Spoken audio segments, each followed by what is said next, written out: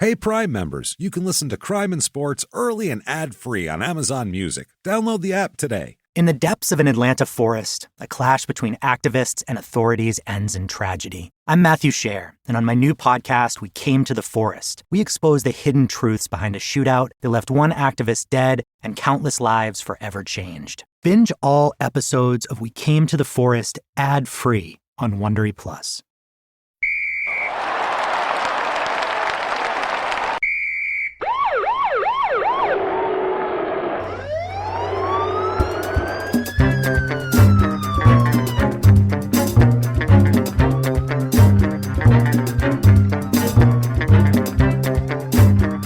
Hello, and welcome to Crime and Sports. Yay! Oh, yay indeed, Jimmy. Yay indeed. My name is James Petrogallo. I'm here with my co-host. I am Jimmy Wisman. Thank you, folks, so much for joining us. We're excited. And Jimmy's yay, it was enthusiastic today, and that's for good reason, because You're damn right. Today I see, Jimmy, you even smell good. Look at us. We're clean.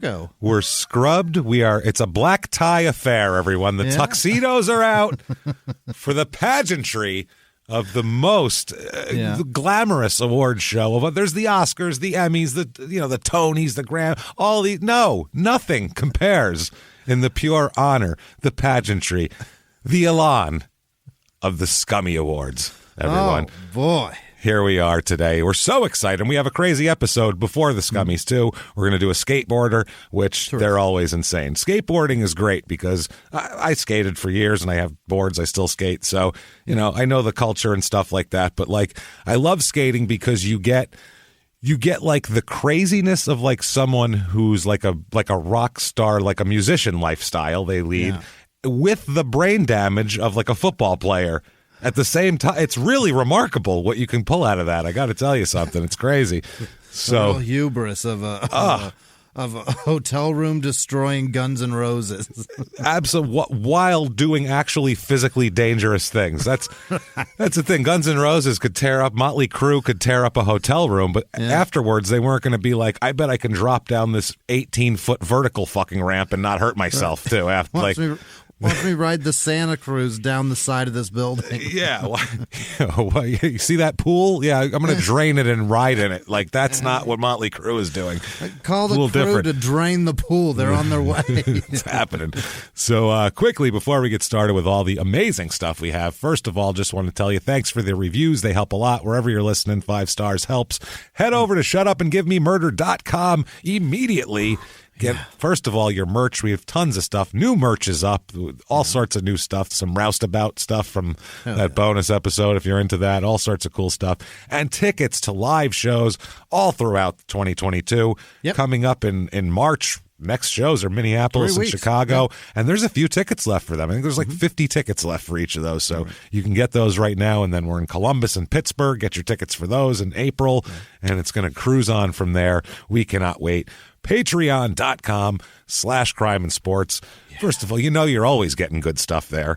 Anyway, the whole back catalog's crazy, and anybody $5 or above, you get access to all the bonus stuff for Crime and Sports and Small Town Murder, the entire back catalog as well, all sorts of good stuff. And these aren't 15-minute long little things. This is a good hour-long chunk more than that. Good chunk stuff. Of time we're investing. It's good stuff. This week, the 2 episodes you are going to get for your $5 or above is for Crime and Sports. You're going to get, this was such a good one too, worst contracts in sports history. This show, we celebrate failure. Failure is where we thrive, like we say. And this show is just the failure of people to give stupid contracts. That's a failure. Failure of the players to live up to them. It's just a failure fest for a while. It's so much fun. Then on Small Town Murder, we did an amazing thing here. We talked about some BTK killings and some things about the BTK killer in his own words, because he wrote all of these letters, and it is just, we made fun of him good. He deserved every bit of it, too, and he got a thrashing over there. And you'll hear some stuff you probably haven't heard other places, too, because it's a newer book. The man created acronyms like a dating website. Oh, everything was, because he thought thought everything was like a mission he was on. It was he's out of his mind. So check that out. Patreon.com/smalltown or /crime and sports. Patreon.com/crime and sports. We were just talking about small town murder is why I said that. And do that, and you're going to get a shout out. Jimmy will mispronounce your name at the end of the show. Well, he tries desperately to get it correct. I'll work really hard. And if you just want the shout out and great karma and our undying affection also, you can just go to PayPal, use our email address, crimeandsports@gmail.com. Jimmy, let's get into this. Let's do it.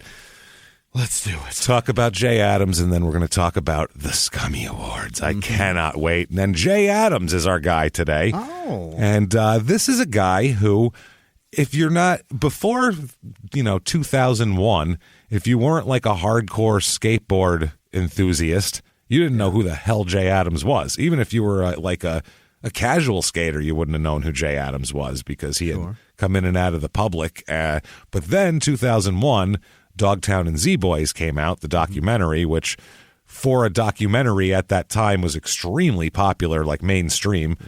A lot of people saw it to the extent that they made a Hollywood film about it. Yeah, Lords of Dogtown, which also had a Jay Adams character in it. So now I feel like he's pretty mainstream now, Jay Adams. People know who he's him, Stacy Peralta, Tony Alva. They kind of know at least who those guys are, kind of like, the beginning, Johnny Unitas and shit like that, like when NFL got really popular. So he's born, his name is Jay, is his first name, I guess, legally. Jay, and his middle name is Jay. What? The initial J. The initial J. First name Jay, middle name initial J. The letter J. The letter J. This Adams. child brought to you by the letter J. By the letter J. J. Adams. That's his name. Boy. So right away, his parents were like, I don't know, that's cool, man. That's enough. I mean, they are interesting people, aren't they? Most of the time, you just see the middle initial anyway. What's the difference, man? Like, I could see that being give him a name? What's hey, come on, man, be laid back about it. Save the ink. It's true. He's born. I'm not saying his parents are hippies because he's born in 1961, so it's pre-hippie. But he's born in Venice, California, so it's also... They might have invented hippies. That's what I mean. They might have been hippies then, or at least burnouts or something to that nature. So February 3rd, 1961, he's born. He's born in Venice, California. Yeah. He's an only child of Robert Adams and Philaine Romero were his parents. What did they do?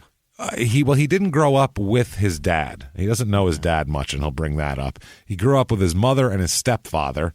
And his stepfather's name is Kent Sherwood, and he worked at Dave Sweet's surf shop under Pacific Ocean Park. So that's where he got introduced to everything. Sick childhood. That's so rad. He started skating and surfing at the age of 4. Of course he did. Yeah, because it was there. That's just what was that stepdad's job. That's pretty cool. Hey, you want to try these things we got? Yeah, that sounds cool. He is tanned and long-haired from birth. Blonde as fuck. Like he's the typical beach kid, this kid. Right. Like he's a beach kid. He's skating, he's surfing. And this is in this early, nobody was skateboarding in the 60s. I mean, there was a little surge in popularity of it, but it was just like you get on the board and go from there to there. And it's like, hey, look at you. Balancing on that board. There was no tricks or no anything like that. Nobody was doing shit. Even in the 70s, they were still doing like handstands and just like cutting back and forth and like making like weird surf movements. Slaloming. Like that was 1975. That was like skate competitions were that. It was the rollerblading of skateboarding. It was really pretty lame. But surfing was coming of age big time in the 60s. I mean, you're going to get Endless Summer documentary soon and all that shit. So it was really coming of age. But this is still before it's mainstream by any stretch. Outside of Hawaii and a little part of Southern California, nobody's surfing at this point in time. The Beach Boys, when they actually are on the radio. This is crazy. He's listening to Giddy Up 409 while he's fucking going down to go surfing, like literally in his Woody with the board on top. It's fucking silly. Deuce Coupe was like his day. Yeah, he's longing for Rhonda and fucking talking incredible. about it. So he does all of that. Like I said, he's introduced to skateboarding and surfing at Dave Sweet's surf shop. His skateboarding apparently and he says this for years, was influenced by a surfer, a professional surfer at the time, named Larry Bertelsmann. I don't know shit about professional surfers except for Mickey Dora, because we covered him and he was a real dick. And also Murph the Surf and Frankie Avalon, as we discussed in our Patreon episode. We discussed that Frankie Avalon could have been the trigger that set BTK off. If you want to find out the connection between BTK killings and Frankie Avalon's beautiful hair, you listen to the bonus episodes this week, because it's there. Trust me. We found it. We found it. That bastard. So apparently this surfer, he was known for dragging his hands along the waves as he rode them. Like he was almost like Braille with the waves. Bertelsmann? Yeah, Bertelsmann. And Jay really liked him a lot. So here's a quote from Jay. We'll start right out with that. Quote, I grew up in Venice, and when I was 4 years old, my stepfather owned a beach rental place. He rented surfboards and surf mats under the Pacific Ocean Park. POP was like an amusement park right on the border of Venice and Santa Monica. All of the surfers used to hang out at the shop, and they're the ones who introduced me to skateboarding. My earliest skateboarding influence was fully surfing. I mean, I grew up surfing and skating at the same time, and skating was always something to do when you weren't surfing. Back then, you were a skater and you copied surfing. Skateboarding was just surfing on land. It's totally different now. Yeah. See, that's what I mean, that thing where they like have their hands out. They were doing surf moves. It was supposed to be land surfing. It was all it was, is a great way to put it for him. So it really was a lot different. Everything was different. It just wasn't considered, skateboarding wasn't considered like a thing on its own. It was just an extension of surfing. It's kind of like lacrosse is just hockey players in the off season, because that's literally it's hockey in fucking June. All of the hockey guys I knew played lacrosse in the off season because it just kept you in shape for hockey, because it's the same sport, without skates. So that's pretty much what it is. It's you can't surf for the bad whatever, you can just skate. So apparently there's a surfboard place, Jeff Ho's Surfboards. HOSE? H-O and H-O apostrophe S. Jeff Ho, surfboard maker, and Zephyr Productions is in there too, and that's where the Z-Boys is going to come into. And they're on, on southeast corner of Bay and Main in Santa Monica at the time, across the street from the Sunrise Mission, next to the liquor store. Where all the kids should be hanging out, near the Mission next to the liquor store. That's where you send your kids to hang out every night, right? You say, go on, Press, go down to the Mission in the liquor store and hang out in front of the surf shop there. No, it's fine. You'll be okay. That's what you tell them. Loitered too long at the Mission, head over to the liquor store. It's all back and forth. Yeah, back and forth. You just give her like a bag lunch and you drop her off down there. I know how it works. Maybe you get something to eat at the Mission. Who knows? Find out. There you go. I'll pick you up at dark. Don't worry about it. So that's South Santa Monica, North Venice, right? That's where it's in between. I think so. I think I'm not that familiar with that area, so I'm not positive. Because just north of that is Malibu, I think. Again, you got me. I don't know shit about the beach. You're more of a you went to the beach. I know like L.A. and like Glendale, Hollywood, shit like that. I know those, but I don't know shit about. I don't give a fuck about the beach. I love that. That vibe is so rad there until you get a little too far south, like close to Long Beach. Oh yeah. Then it's gonna get a little. Then it's like rougher. A little bit. Yeah, it's sketchy. Then it's like, this isn't really a beach. It's more of an ashtray. Right. Things have gotten different. Then you get to Huntington, and it's like, is this oil rigs or are we like rich people? What is what's happening here? I'm more of a rock beach guy than a sand beach guy. I'm starting to get there too. More for like the. I like to go to the beach in a jacket. I'm not getting in it anyway. There's fucking sharks in there. That's what I'm getting at. I want nothing to do with that water. I like it nice and cool. I can have a jacket on and smoke a joint by the waves. That's what I like. I want to look at it. Yeah, like Carmel. Get the fuck out of here, dry. Carmel waves. That's what I like. Carmel Beach up there, Northern California shit. Not that southern. I like the east side near you, way up north. Yes, that's where I like. That's to be. Maine. Where that's it's gorgeous. so cold, nobody's in the water anyway. Nope. There's no reason Rhode to be Island. here except to look at it. Rhode Island has some nice look at 'em beaches too. Some Then all go rocks. The fuck home. Yeah, and you walk around, you take in the sea air, you go, that's refreshing, and you get in your goddamn car and leave. You can set up shop down there like you live there. Right. I don't want to have to dig a fucking umbrella into the sand and put shit on my kids. We were just don't tell mom the babysitter's dead. We did it for P.S. I Hate This Movie this week, and one of the fucking scenes we're just talking about, the idiot in the clown dog truck, right? Yeah. There's one scene where they're hanging out at the beach in L.A. He drives a goddamn clown dog truck right onto the sand. He's like crooked in there. They're walking around like, what are you, making yourself at home? Get the fuck out of here. Go park in a parking lot, you nutcase. What is wrong with you? Like, don't make the beach your home. You can't do that when there's boulders.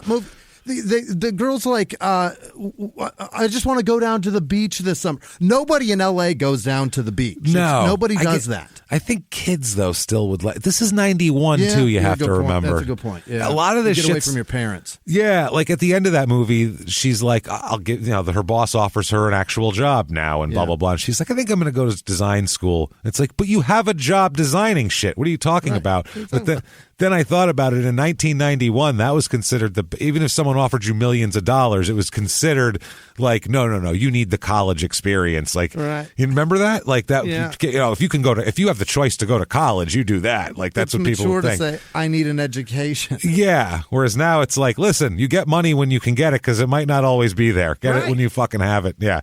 We've gone to job when you can. It's gone to a different way now. So anyway, back to don't tell mom the babysitter's dead off of that. Beach community, LA. The beach community, LA. So this is kind of where everybody started congregating. All of the Dogtown guys started congregating here. And I guess Jay had met Jeff Ho while they were surfing. They were literally out fucking paddling out. And Jay's a 7-year-old little blonde kid and paddled up and said, when they were coming back in, and he said, man, the last one was a really good ride. Who are you? And the guy said, I'm Jeff Ho. And he said, you make surfboards, right? He's 7. He already knows this shit. The guy goes, I do. Yeah. And Jeff said, Jay said, I wish I could have one of your boards. And he goes, well, maybe you will someday, maybe you will. And that was that. And then later on, he ended up obviously knowing Jay very well and shit like that. So here's some Jay quotes about how he got started and how the whole scene is set up. We'll let him talk about it. His quotes are, he's a weird guy, man. This is a weird cat. He says, quote, ever since the first time I was introduced to skating, it's been a savior to me. He's got a lot of saviors, by the way. Yeah. A lot of them, including the actual, or what he considers to be the actual savior. Yeah, he's got, he's a junkie, anarchist, punk, homophobic, crazy, Jesus freak, fucking AA guy. Like he's all of these weird things mixed into one, man. Party everywhere. He's a weird guy. So he said, well, to be honest, I can't remember the first time I ever saw or rode one. It was over 32 years ago at that interview. You're probably thinking, yeah, right, 32 years ago, skateboarding wasn't even invented, but they were. And thank God for me, the surfer guys who used to babysit me had their sidewalk surfboards to ride when they weren't in the water. Yeah. So this is probably 2000, I think this interview is from. He says, I grew up in Venice Beach in the 60s. In the 60s, skaters were surfers. Shoot, in the 70s, most skaters still surfed. It wasn't until skate parks were part of it that skating took its own path away from surf moves. I mean, I'm sure in the 60s there was guys who skated who didn't surf, but most of them, I think, wanted to have the surfer look. If you lived inland and you didn't have the beach in your backyard, you could fake it by surfing down your local hill, pretending to be your favorite surfer of all time. You could wear all the surfer clothes and act like one at school. So skating was a way to be a poser surfer, basically. If you didn't live by the beach. Yeah. If you lived in like Orange County, you could still pretend to be, I guess, whatever. He said, and the boards were shaped like surfboards then too, so it makes sense. Yeah, way different look than a lot of them, like pointy ends and shit like that. Pointy end at the nose. Yeah, it was definitely a different thing than it is now. Skateboards are weird because they've been the exact same shape for about 30 years now. They have. There is no All there is a slight difference in width, slight difference in length. Maybe one guy will have a drop more concave than another guy. But outside of that, everybody's board is it's the exact same fucking board. Thing, It's so strange. I mean, that's just the way it is and has been. But yeah, there's not a lot. You got to go by, like I said, I like an 8.75 instead of an 8.5. Like that's really how you got to go by it. So it'll make sense if you skate. So anyway, he said, quote, when I went to elementary school, there were stoners, lowriders, jocks, surfers, and the brothers. It's the oddest John Hughes movie ever. Yeah. We all know what we are. Every one of us. Lowriders is in Mexicans, guys? Yeah. He's saying that's guys with lowriders. Stoners, jocks. So he's stoners, the Spicolis, Mexican dudes, jocks of all sorts. I assume that includes everybody. Surfers, and then black guys. I think that's what he's getting at here, that's California. You just described California in a nutshell. You just described the West Coast. Yep, that's it. That's all of it. In Arizona, same thing, minus the brothers. There's not a lot of those there. A lot less, for sure. I would say so. Yeah, quite a few. Quite a few less. He said, most people stayed in their own group. But by the time I got to high school, skaters had their own little group of guys. Skaters have always been mixed up, but at first it was mostly white surfer guys. Later on, everybody got involved. I thought of myself as a surfer who skated, but later on, after I started getting paid to getting to travel around the world just to ride skateboards, I changed my mind and knew I was a skater who surfed. Surfers seemed so lame with their long blonde hair and stuck-up attitudes. They also had this real goody-goody image. Skaters were rebels, full-on thrashers, just getting crazy everywhere we went. So the skating was...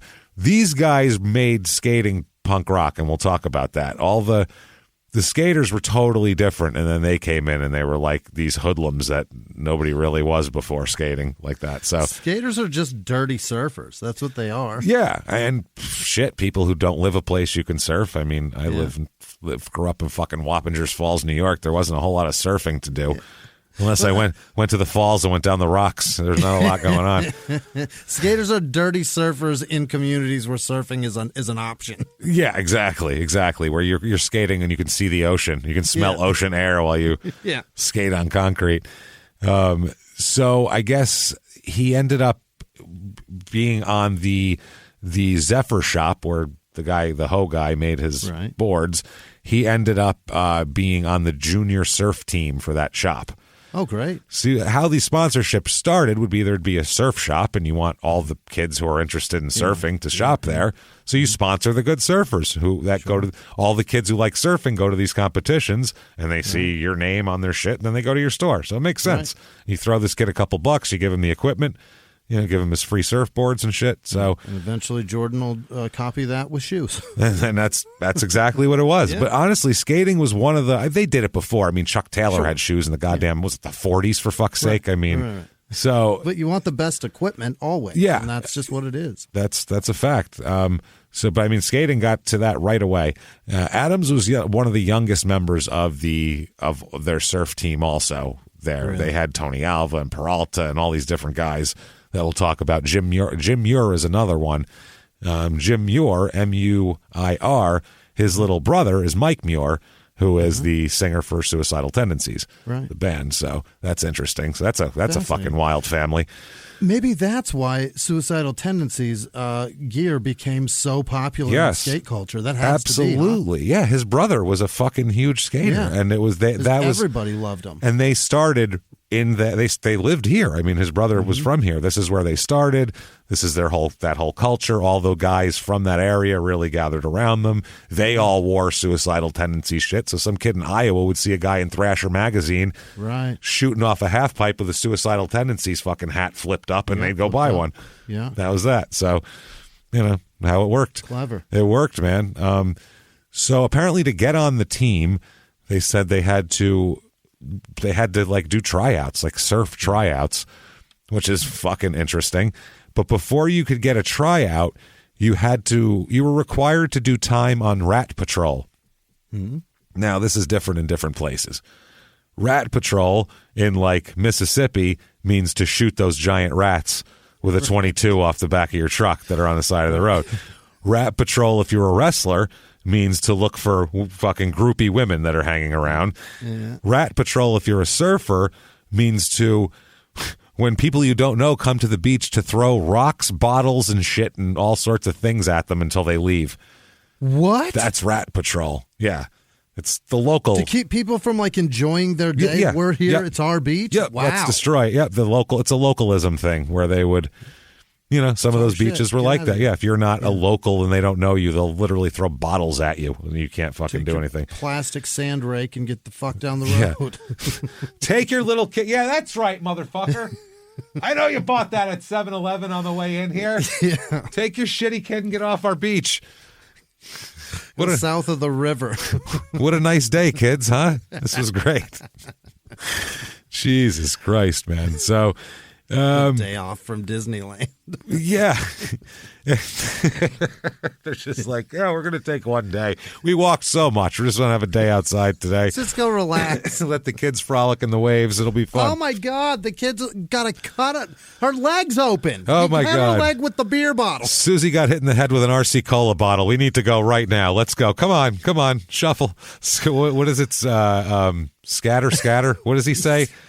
Fucking dangle on Reno 911 when they need to go. It's not scatter. It's fucking. No, I don't know. Oh God! It's scramble. That's it. Scramble, and everybody just runs after they've blown something up. Scramble. Yeah. So anyway, they made an excuse by saying that this also was to protect people for their own good. Because there were some weird breaks and rocks and shit and stuff. Okay. So if you didn't know where you were going, you could end up getting killed surfing out there. You end up impaled on a rock. So, we're doing these people a favor, really. It's a public service. Public service. Fuck you and your kids. Get off my beach. I just saved your life. No, thank you. No fucking. Well, maybe after your daughter gets stitches, you'll come back and thank me. Yeah, I just saved you a trip to the ER, Marjorie. Once the bleeding stops, come back and tell me thank you for protecting your children. You're going to like that.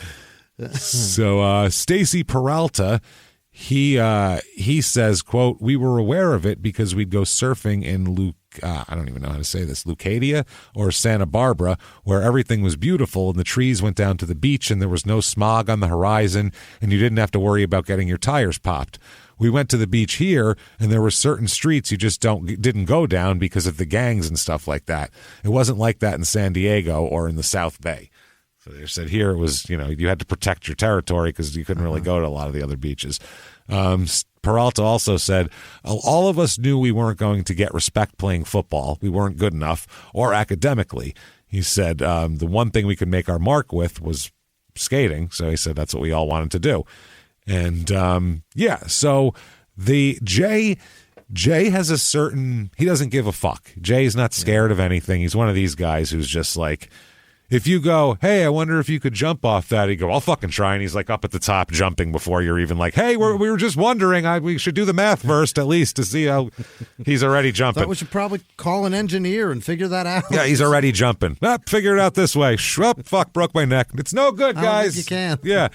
I don't think you can do it. That's the type of guy he is, though. It really is. One of his friends just said here, quote, one of our friend's parents worked in casting. This is for a Band-Aid commercial. Uh-huh. Okay. And he had all of us answer this casting call for a Band-Aid commercial for the little kids going in a fucking band. They used to have the I'm stuck on Band-Aids because Band-Aids stuck on me and the kids would. Yeah, that was for fucking 30 years. That was their whole commercial. So they said, and we had to all get up in front of the camera and sing, I am stuck on Band-Aids because Band-Aids stuck on me. They all had to sing it and try to, who could be the cutest. So he said, all of us Venice kids trying to be cool, and we all just sucked. We froze. And Jay got up and nailed it. Boom, he gets the job. Wow. Yeah, he got up and just fucking, he's a ham. He didn't give a shit. So he got up right away. Band-Aids kid. Band-Aid brand kids. Well, not so fast. Okay. He got the part. Okay, he gets the job. And they say, quote, and then the day of the commercial, he just blew it off. He just didn't show up? He just didn't show up. He could have just showed up. And he said just didn't show up. My parents asked me why Jay didn't do the commercial, and I didn't have a clue, but I knew it was just cool. That was cool. Like, oh, he's so cool. He doesn't even fucking care about the Band-Aids commercial. That's awesome. He blew off a commercial. What a badass. That's what that was. That was considered really cool.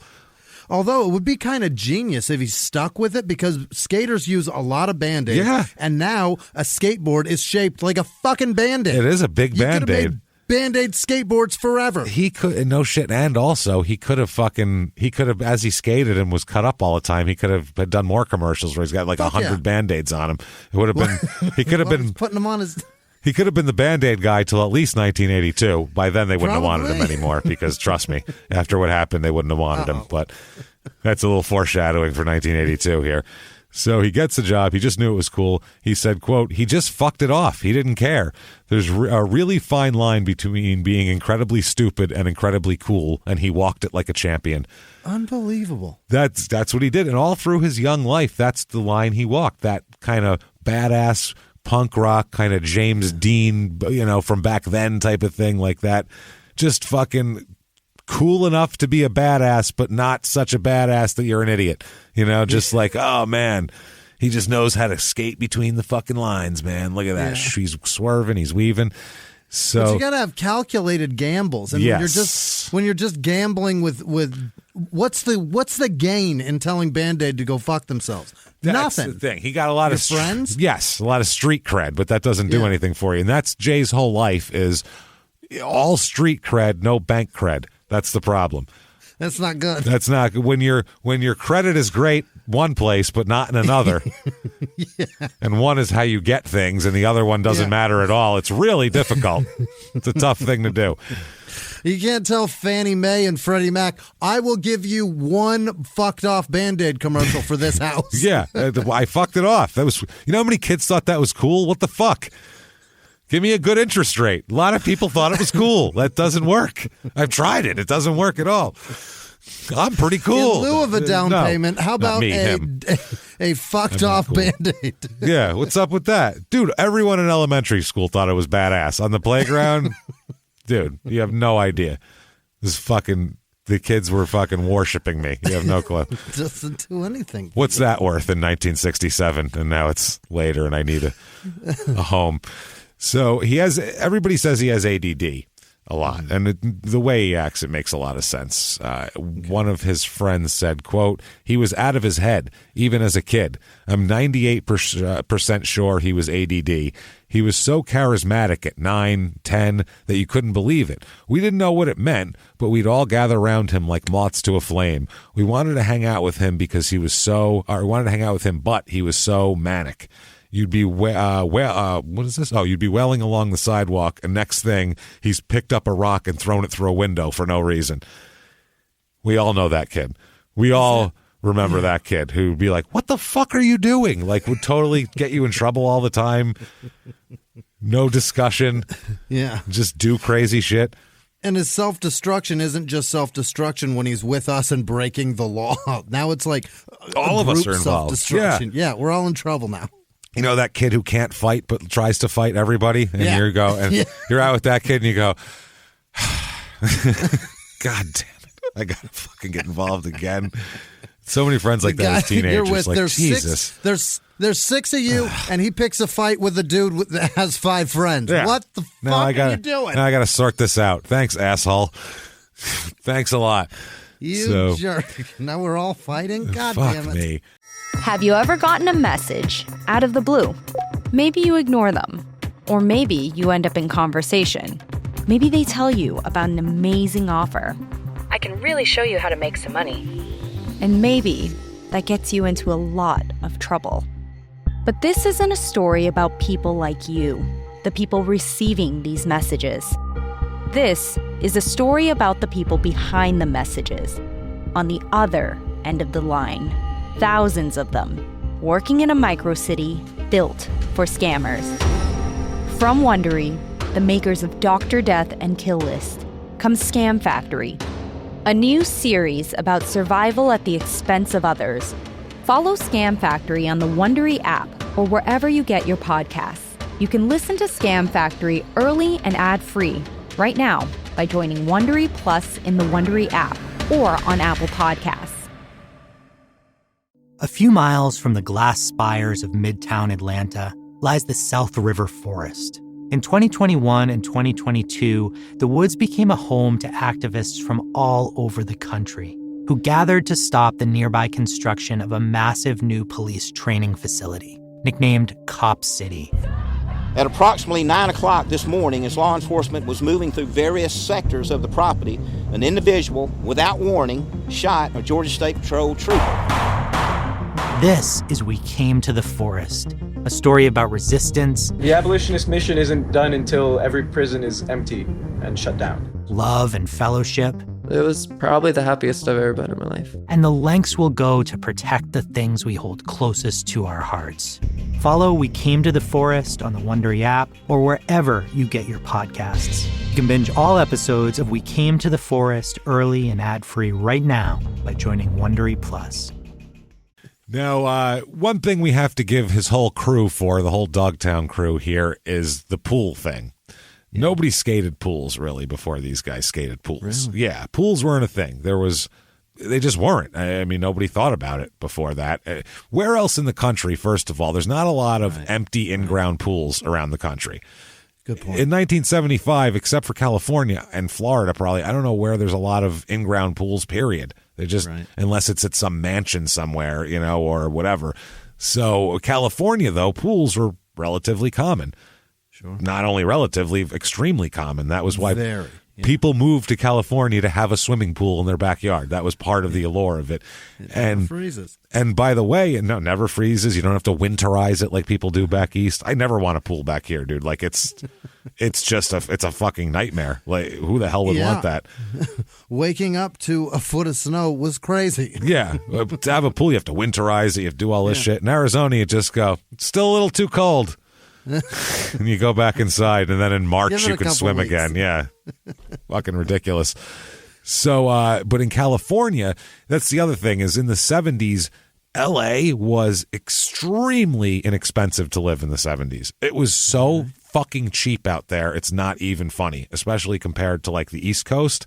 It was when you look at some of the prices back then, it's unbelievable how there aren't 80 million people living in fucking LA, because I'm surprised everybody didn't go there because it was so easy to live there and so fucking cheap and everything else.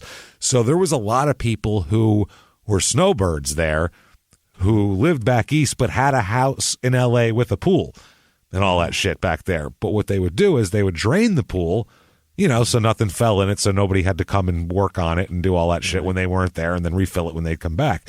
So there was a lot of empty pools. On top of that, in the mid-'70s, there's the worst drought that Los Angeles ever had. So people weren't refilling their pools. They didn't have that automatic pool filler thing because it was wasting water. So people just drained their pools.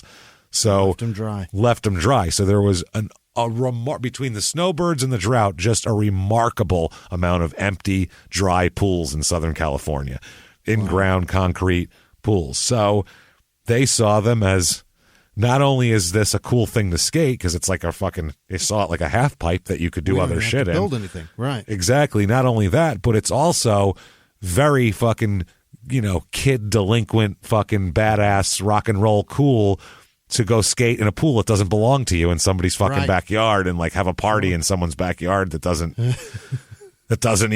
even home. That's considered badass. That you're doing to somebody else's property. Oh, you're going to have to refinish that whole fucking pool. This pool is fucked. It's fucked. It's fucked. When you're done skating it, it's totally fucked. Yeah. Blasting tiles out of the edging, fucking the plaster up. Especially after, at first they just went around at the bottom where it really probably just, you could have wiped off the wheel smudges and you'd be fine. Yeah. It wasn't until they started hitting the lips that you were probably breaking shit up and popping those nice tiles off.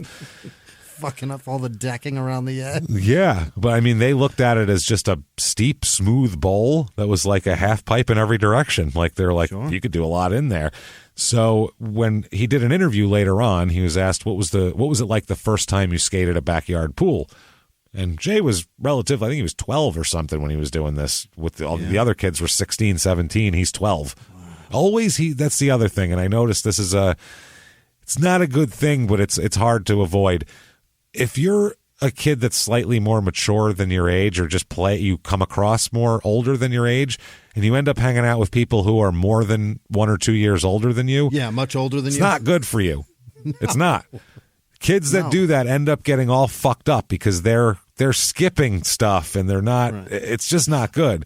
You're influenced the only way by. That works out is if like you're 12 and your brother is 16 and you're hanging with his friends, because he nice generally has like a heart to like keep guiding you. This is okay. That for you would to be do. This good. isn't. That's this more is of a okay, mentor. This isn't. Yeah. But if you're just hanging out with kids that have no vested interest in whether or not you're a piece of shit. Well, if you're a 12-year-old delinquent and you're hanging out with 16-year-old delinquents.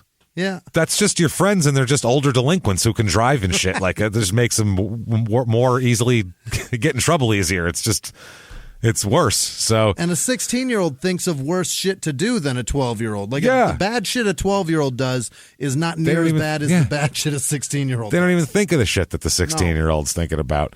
So, anyway, he says, kind of scary, skating a backyard pool. Hell yeah, I was a little kid. The first time I skated a pool, I was like 13 years old. It was scary fucking gnarly. Scary fucking gnarly. I wish that could be the name of this episode. Scary fucking gnarly. That would be great. I gotta... Scary gnarly. I gotta use that somewhere, but I'm writing that down. Right. Scary fucking gnarly. Just to be able to carve around the bowl was hard. And I have pictures of Tony at home that was even before going over the lights and shit. So this is before they even came up as high as the pool lights. You know where a light is, like halfway up the wall, maybe a little up. They were going under that. They were just kind of skating the bottom and just kind of getting the curve of going up the side of the wall. So they weren't even that momentum. Yeah, they weren't even going up above the lights yet. And then, after a pool now, guys are shooting out 20 feet in the fucking air like a rocket. So he says it was scary, exciting, and just new. It was something really cool. So, they do this. They would find new pools all the time and basically skate them until somebody drove them off. Yep. Neighbors called the cops or some shit like that. And, they did all that shit. They would do, the pools, they have the coping and the lips that line everything. And so, they started to get closer and closer and closer to the top. And eventually, actually, I think Tony Alva was the first one to clear the lip and actually go up and do a little thing and come back down. Everyone was like, "Holy shit!" He popped out. It wasn't even air; it was just a tap. So it was pretty interesting. They said, this is from a magazine article, the outings were charged with teenage aggression and the adrenaline of dodging the cops as they violated public ordinances or trespassed on private property and even indulged in the occasional breaking and entering. They had a fuck you attitude toward the authority and convention, and if you fucked with the Z-Boys, you would likely get your head knocked. So just a bunch of punks. A bunch of fucking punks who now you would fucking kill if you found them in your yard.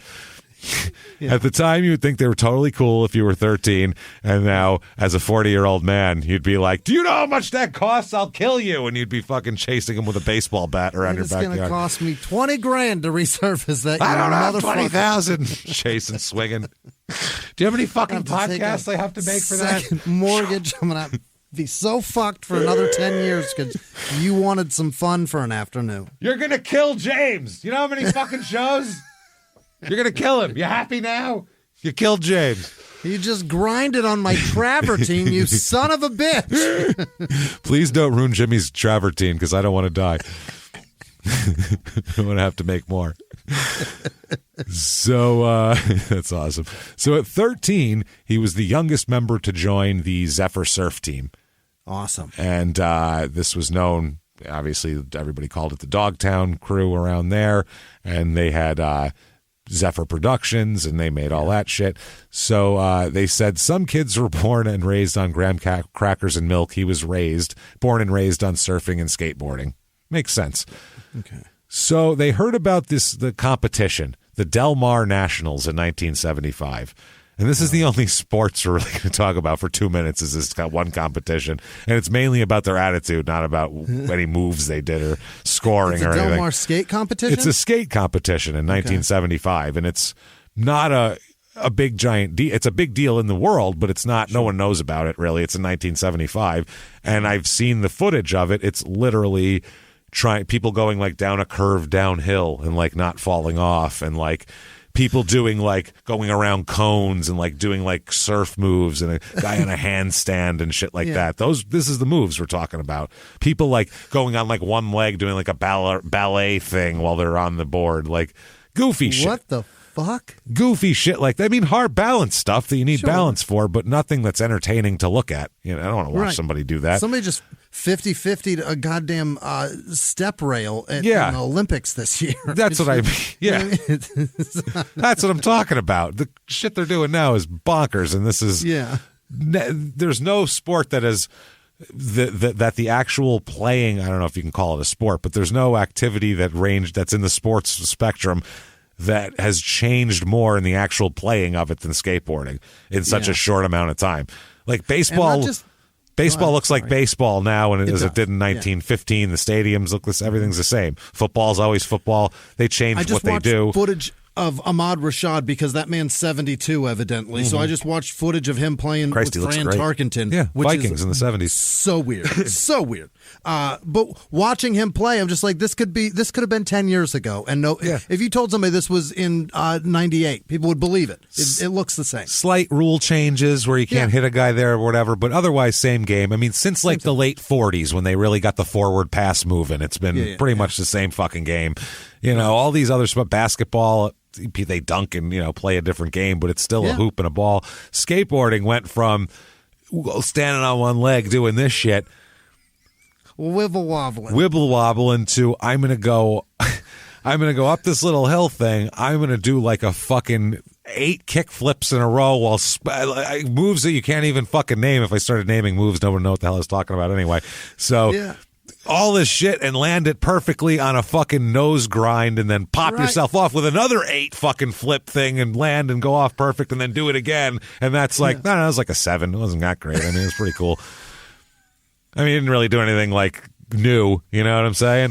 From standing on one foot to that. What the fuck are you talking about? And that was in like 30 years that happened. That was by 2005. That's what it was like. So it's a crazy amount of forward progression in this game. It's a you can do this competitively and have a day job and be a dad. Yeah. Or to today, you have no life except skateboarding. That's it. That's it. It's all you have to, because otherwise it's like hitting a baseball. Like, unless you're doing it so much, it's so fine tuned, you can't fucking do it. Yeah. It's hard. Even NBA players, after the off season, that sometimes they'll take a month or two where they don't even touch a basketball just to keep in shape. And when they go back, they're like, I shot 8 air balls in a row when I started playing again.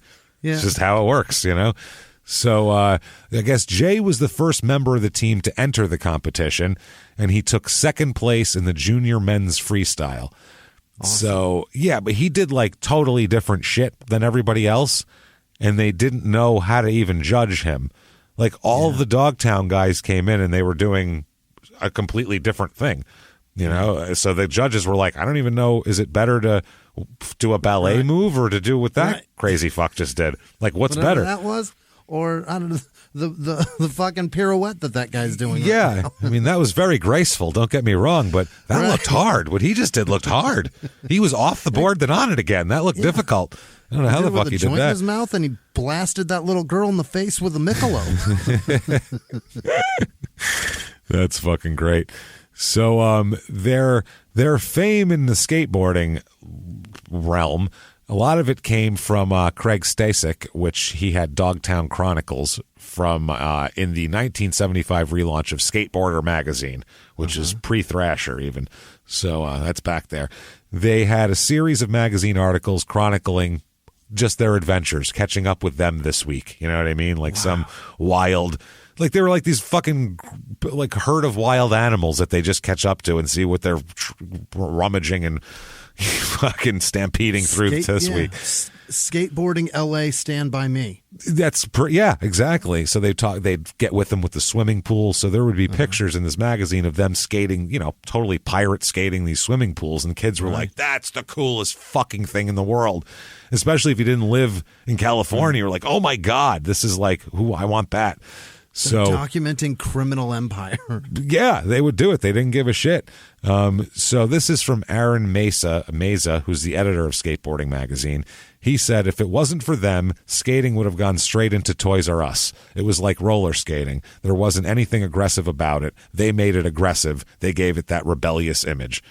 Awesome. That's what it was. And they would compete with each other to drive each other for different tricks and different moves, and they pushed each other, and it just wasn't like that before. It was just like this like laid back thing you do, man, before that. Yeah. They made it like, fucking competitive. So Adams was one of the first people in the magazine that they showed actually getting some fucking air out of the pool. Like fucking, which was like blew everybody's goddamn mind. They were like, holy shit. Yeah, he's a teenager doing this. He's fucking ripping it. Yeah, these stupid moves they were doing though. Handstands, these weird like 360 like little loop-de-loop things, wheelies. They do just like a little wheelie and like, ooh, look what I'm doing. Like, who fucking cares? Do that with your truck on the corner of something hard, motherfucker, and keep that going for a while. Well, that's something. Yeah. So, it was a huge thing to get them in there. So they said that the attitude of them was the big deal. They had these skaters. They're all from this point on. Anybody who skates is like kind of, you can't be like a dork and skate. It's just like a weird thing. Like you can, like if you're like in front of your house, but if you're gonna go out and like skate where kids are, they're gonna be merciless to you. You have to like. You have to. You got to be counterculture, grungy. Be about it. Be about the skate life. Yeah, you have to have a certain street cred. You have to, or you have to be really good at skating. You could be a total, whatever. But if you can pop off some moves, everyone's like, God damn, that motherfucker's good. Right. People are. Be a Herb and some Brooks brothers doing some kick flips. If you can, people be like, God damn, badass. Look at them. Yeah. Hush Puppies, amazing. Yeah, no shit. So everybody said, this is editor of Skateboarder, another one. He said the Dogtown guys came to that competition in Del Mar and just terrorized everybody. These guys were so different and unique. They made quite an impression. This is from Danny Way, who's a fucking great skater. Christ, I had one of his boards when I was a kid. They still make them. He said Jay was one of the biggest innovators of skateboarding in his time. He brought a carefree personality to skateboarding, and skateboarding has always been a little rebellious. So that's kind of where we're at. He's going to try to turn this into money now. Okay. Now, he doesn't really care that much about money, but he'd like some money. So the Zephyr team ends up breaking up after the Del Mar Nationals, which happens. It's like a great Super Bowl team, Jimmy. It's going to break up. People are going to... Got to rebuild. They're going to poach them. That's what happens. Half the team formed a new team, and the guy who sponsored that was Jay's stepfather, Kent Sherwood. Oh, over there at the surf shop. Yep. And he was the guy who made the Zephyr boards from that point. So Sherwood and Jay created the brand and the team Easy Rider with a Y. Oh. Easy Rider with a Y. Yeah. Obviously, trying to be like, yeah, man, like the papers, but not, and also like the movie. It's like the movie. It's like the rolling papers, but they're wider and we're rider. You get it, right? I think there's a lot of things there. Yeah. So they ended up changing the name to Z-Flex 6 months later, which... From Easy Rider to Z-Flex or Zephyr to Z-Flex? No, Easy Rider to Z-Flex. Okay. They had to keep the Z in there somewhere. Yeah. And Adams is the face of the brand. It's his, but he's 16, and he is the face of a skateboarding brand. Awesome. Which people back then, unless they were like a musical pop star or something, and when you were 16, you weren't the face of shit. You were the face of nothing when you were 16. Now... There's fucking kids who make $40 million a year on TikTok who are fucking 12. I'm not talking about that. Yeah. You didn't do that. You know how many 12-year-old millionaires there were in 1975? Not a lot. Probably, yeah. Not a fucking lot. One, when a 60-year-old millionaire died and all they had was a 12-year-old to leave it to. I mean, even back then, if you were like Michael Jackson, you were producing millions. You weren't getting millions. No one was paying you the fucking millions. I mean, if you were a kid. Rich as shit. It's rough. So Jay says, quote, the Z-Flex days were cool because I was 16 years old and I was making money. Not a whole lot, but enough to think I was a pro skater and quit school. So there you go. That's good. And what? Quit school. Say that again. I'm going to quit school at 16. I thought you said he said he's going to quit school. Quit but there's school. no fucking way. I'm a pro skater. 13-year-old said, I'm making enough money to quit school. Quit school. Yeah, my stepdad makes these boards, and I'm the face of them. So, fuck school, man. I mean, I don't need this anymore. What the fuck? So strange. So you're literally doing this in your spare time. You can continue that. Yeah, what do we need Jay for at like 9 a.m.? I don't think we need him at 9 a.m. We took pictures of you skating. You go out there. On Saturday, there's some competition thing. Go to that. Wear our T-shirt. That's it. Right. Go to fucking math class, asshole. What are you doing? What time does your shift down at the abandoned pool start? Like, Yeah. What are you talking about? You can do this. Everybody that's going to be watching this is in school. Like, what are we? That's you're not what's generating crazy. money. No, not at noon. All those kids are in school. So go to school, Dick. Maybe you won't get fucked over so much if you learn math. Right. You don't have a show at 10 a.m. on Tuesday. Probably Get your not. fucking ass to class. Jesus. So he said he quit school, and he said that was all right, too, but it got weird. Yeah, it does get weird. Should have been weird day one. Yeah, what are you talking about? Why am I not in school? This is strange. He said financially things weren't right. I always got taken advantage of by people. That's because you were a child. Right. You were in a cash register to adults. What are you talking about? Yeah, stupid. That's why you stay in school, at least. Oh, you haven't my learned God. through an education that's what adults do when they find somebody they can take advantage of. Yeah. And when you're a kid, you don't care about money, and you go, why do adults care so much about money? That's so ridiculous. And then once you're an adult, you go, oh, my God, I see why everybody robbed me when I was a kid because, Jesus. Yeah, I wish I hadn't spent all that money back then. Fuck. That is pretty important. I like food. So he said, and I hated being pro. I always hated talking about skating pretty much. I used to think all the pro shit was really stupid. It used to embarrass me. I would walk into a 7-Eleven when I had the cover of a magazine and people would ask me about it. Skating was kind of big for a while, and it would embarrass me, and I'd lie. He'd say, fucking, I'm not that guy. What are you talking about? That's not me on the magazine. It just got worse and worse later on. The SMA thing was in those days just after the whole pro trip. That's a brand, by the way, Santa Monica Airlines.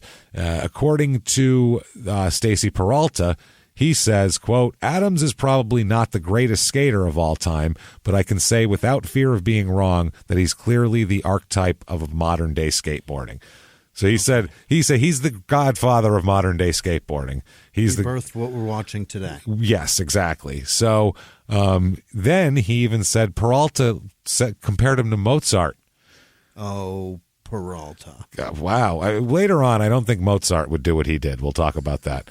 Okay. He says, quote, the movie Amadeus, when Amadeus comes to the court where Salieri is, and Salieri plays a piece, and then Mozart sits down and says, I think I can do this, and he plays the piece so much better than Salieri could have ever even conceived. He starts playing it, and he adds all this stuff to it without even really knowing what he's doing. It just starts coming through him. That was Jay Adams. Most people have a 20-amp plug in them. This guy has 100 amps all the time. So he's just a natural. You can't fuck with him. That's basically what it is. Grace.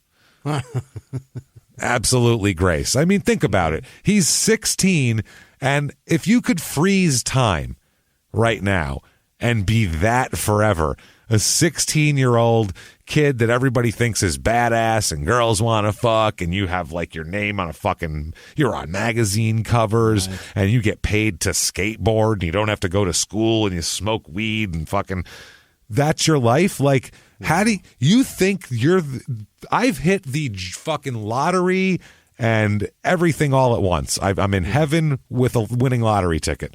Sitting here. Clearly, whatever the path is for corporate society in America at that time is wrong, because what I'm doing is not that, and it's working. So I'm crushing it. You figure it out. If you could freeze time, if at any point in your life you could like hit the button like in that no whammy, and you hit it and everything stops. If there was a button that you could hit and now everything stays exactly like it is, and we just live in a perpetual Groundhog Day of exactly who I am right now. That for him would have been the stop. Done. keep it spinning. This is exactly what I want to do forever. And then confetti rains from the ceiling, and everybody says, you're a big winner. You're a big winner. But unfortunately, usually people who do really well when they're 16, it doesn't work out later on a lot of times, especially in ways like this. So a lot of skateboarding people didn't like them, actually, too. They were like the Hells Angels to the AMA at some point here. That's what they were. Exactly what they were looked at. They're changing the game and to something that those guys can't do, and that's threatening. And they're little punks too, is what they say. Skateboarding Association Executive Director, I guess they're for all the competitions and shit. Sally Ann Miller told People magazine about Tony Alva, who's one of these guys here, one of the Dogtown guys. Quote, everything that was vile in the sport. That's what he said. Alva represented everything that was vile in the sport. Because Alva appeared in a movie called Skateboard in 1977 even, where he played Leif Garrett's rival, which is fucking funny as shit. So, yeah, she said that everything that's vile. She said that she was trying to protect the sanctity of organized skateboarding. The sanctity. Oh. Fuck you. What sanctity did a 5-year-old organization about skateboarding where people were doing 360s and pirouettes and shit have any? What sanctity did that have? There's no sanctity 6 months there. ago, the biggest trick was stand on one foot. Fuck you. Yeah, what the fuck are you talking about? Yeah, this guy's no, not happening. So was the second winning trick pat your head and rub your belly while skateboarding? While and then the one guy did it on one leg, and it went. People ran out of there. It was like an and one video. It was like an and one video where somebody bounced a ball off someone's forehead and then dunked on him. People ran away from the court and then came back 5 seconds later. That's how that happened. Holding their cheeks, going, oh shit! Off his fucking head! Oh my god! 1 foot! He patted and he tapped on 1 foot. Holy shit! Oh my god, man! I never seen this other like motherfucker just put juicy fruit in his mouth too. He's chewing. He's chewing, skating, rubbing, tapping on 1 foot. Holy shit! I'm gonna come. Hall of Fame. Wow, that's what it was like. So. MVP chants breaking out. Oh, he just Get him winked a at gold girl. jacket. He just winked at a girl, man. He's so cool. He's even looking at chicks on the side while he's doing it. I'd be concentrating because you're gonna die if something happens to you out there when that's going on. Shit. He's out here tricking and dicking. Look at him, baby, slinging dick and popping tricks. That's what I'm talking about. That's a Jay Adams shirt should have said. Jay Adams, slinging dicks and popping tricks. Sure. With a skateboard in the middle. Slinging dicks and popping tricks, bitch. Oh, boy. With the guy with his hands out standing on 1 foot. That's it. That's what we need. With a bubble coming out of his mouth because he's blowing a bubble. Hand on his head, one on his belly. Bubble. 1 foot out. Slinging dicks, popping tricks. That's what we fucking need. That's our new T-shirt. I'm literally drawing a little stick figure of it as we speak right now. This was a fun board meeting. Yeah, that's it. And new merch up in the shop. That's going to be up this week, I promise. Hopefully. I feel bad. I don't know if Sarah's busy, but I'm sure she'll be excited about it. My stomach hurts. It's so good. That's so fucking funny, man. So goddamn funny. Oh, God. So, the Rat Bones thing becomes remember the Rat Bones logo? Yes. It's two crossbones with like the rat with a rat head face, dog rat head look. It's like a dog rat. They still make Rat Bones wheels. I have them on one of my fucking boards. They're pretty good wheels. They make them again. Yeah, they're good. Do it look like the Rat Fink logo? Look it up. Look up the. Was it green? No, look up Rat Bones. That's all. I'll look it. Rat Bones logo. Okay. It'll take me just a second. It's pretty good. This. Yeah. So they said that all over the country that was popping up, like graffiti. Kids were like spray painting it on their half pipes and shit. Like it became like a real like underground fucking thing here. Oh yeah. Yeah, you remember it's real rudimentary. Yeah, totally. Looks like you could draw it easily with spray paint. That's exactly what it is. That's the whole idea. And bones. Yeah, the just two the bones. word bones. That's, bones. Okay, Yep. got it. Yep. That's the one. So, who said this here? Okay, this is Bob Biniak, who's a pro skater who's really good back then. He says, quote, after we made the scene in Del Mar, there were skate companies coming after us and offering us things. People started turning them down at first, but then after a while, the team started to unravel. Which is when they all kind of broke up. He said, we all came from nothing. We wanted the BMWs and we wanted the stuff, and that was partly how we got those things, and it was kind of a sad story. So there you go. Like I said, him and his stepfather, Jeff Ho, said, quote, the sponsorship money, all the corporate crap, guys wanting to make money and shit. Intellectually, I could understand it because everybody had to move on and do their own thing, but it ripped everything up. It was just over. Well, yeah, you wanted to keep a team together of guys and not pay them, not be able to pay them money when they wanted to fucking be able to pay rent and do things. They're trying, not just make a living, they're trying to get rich from something that they should be able to get rich from. It's certainly a talent. Yeah, you're in a community basketball league and someone got drafted by the NBA or whatever. There's somebody, the equivalent of getting paid, and you're like, no, keep the team together. It's like, no. Right. You're going up if you get called up. Also, I quit school for this. No shit. That's the other thing. I don't go to school anymore. So this is when they started to become kind of famous. Biniak did a halftime demonstration at the Rams-Raiders game at the Coliseum with 85,000 people there in the late 70s. Shit. That was their halftime show, was him doing some skateboard shit. Nathan Pratt did a jump stunt in a movie there. He got $300 per foot.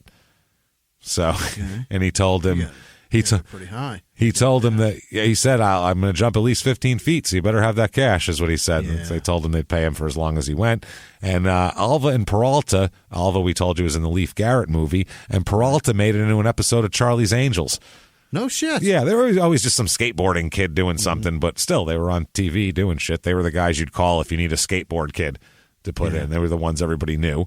Now, the skate parks became a big deal at this point. This is when skating changed a lot because 1 million skate parks opened.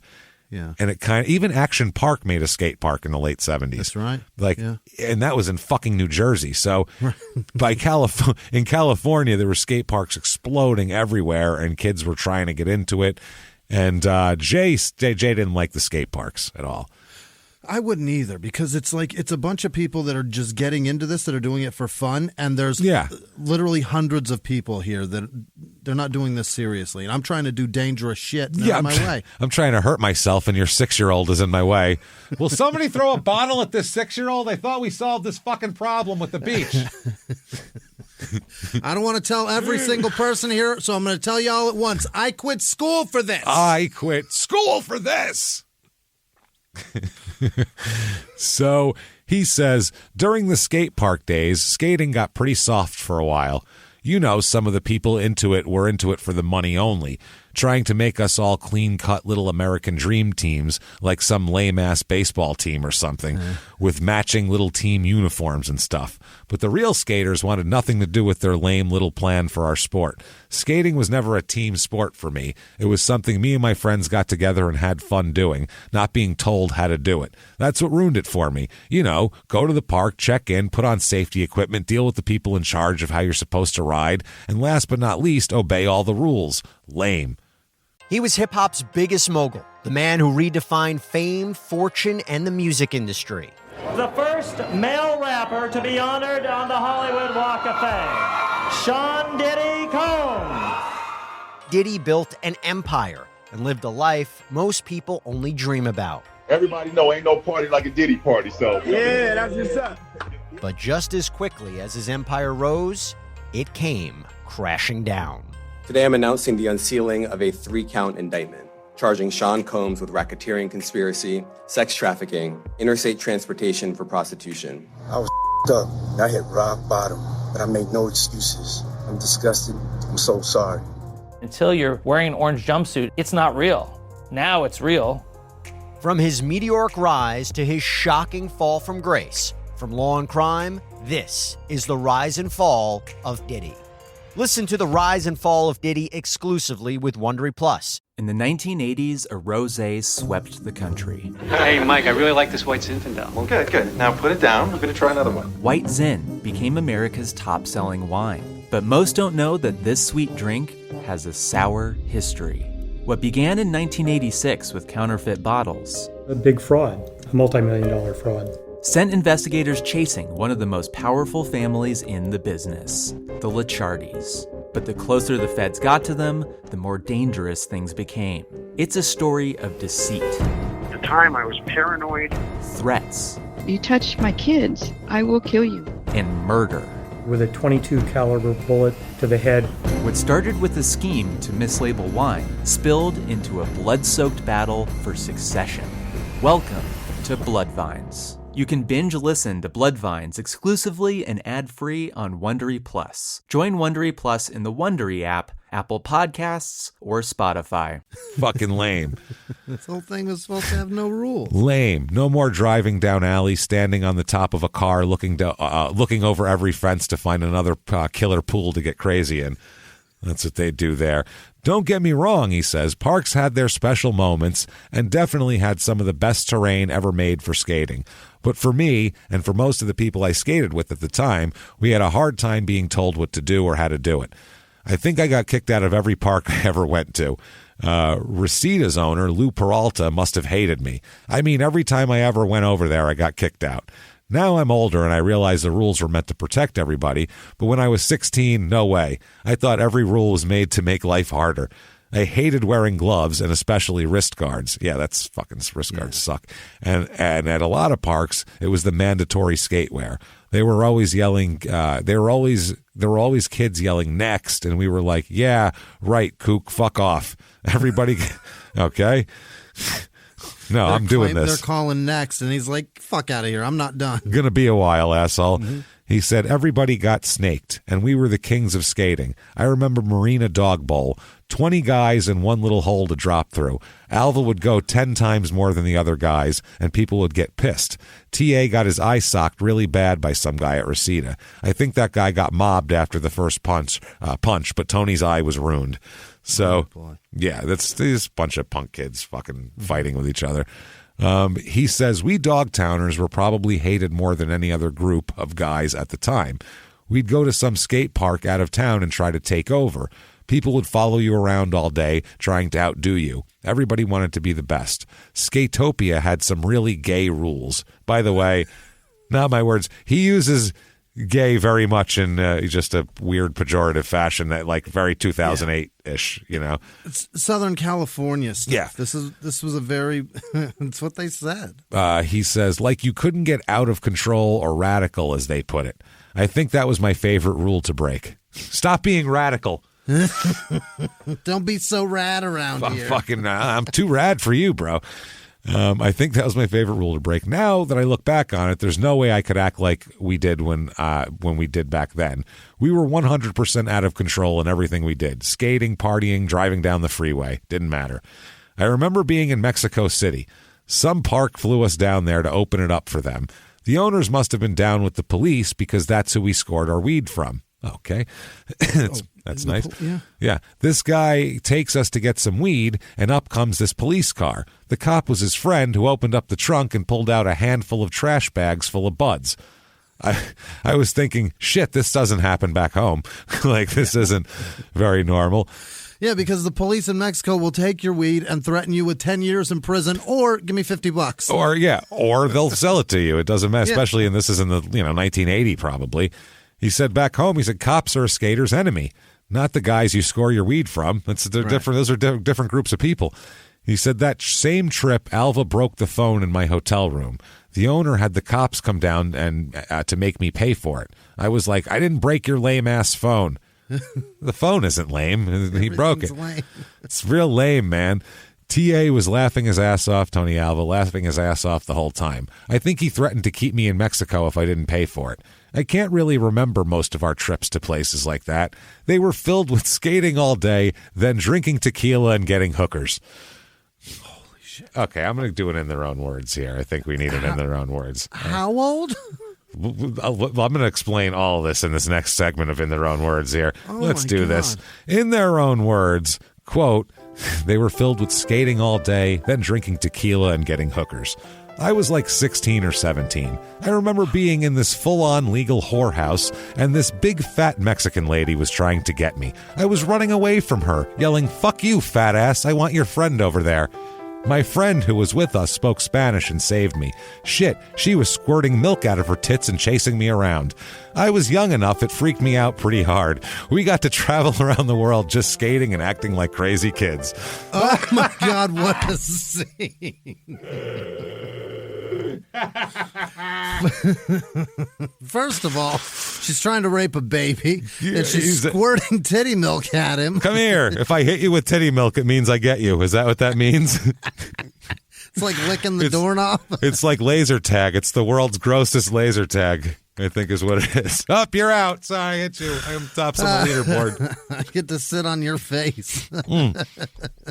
I don't know what's going on there, man. What a fascinating scene. This is in the 70s, so this is, I mean, it's just crazy. Wow. I don't even know what to say about that, but that's these are his stories that he has to tell. You know what I'm saying?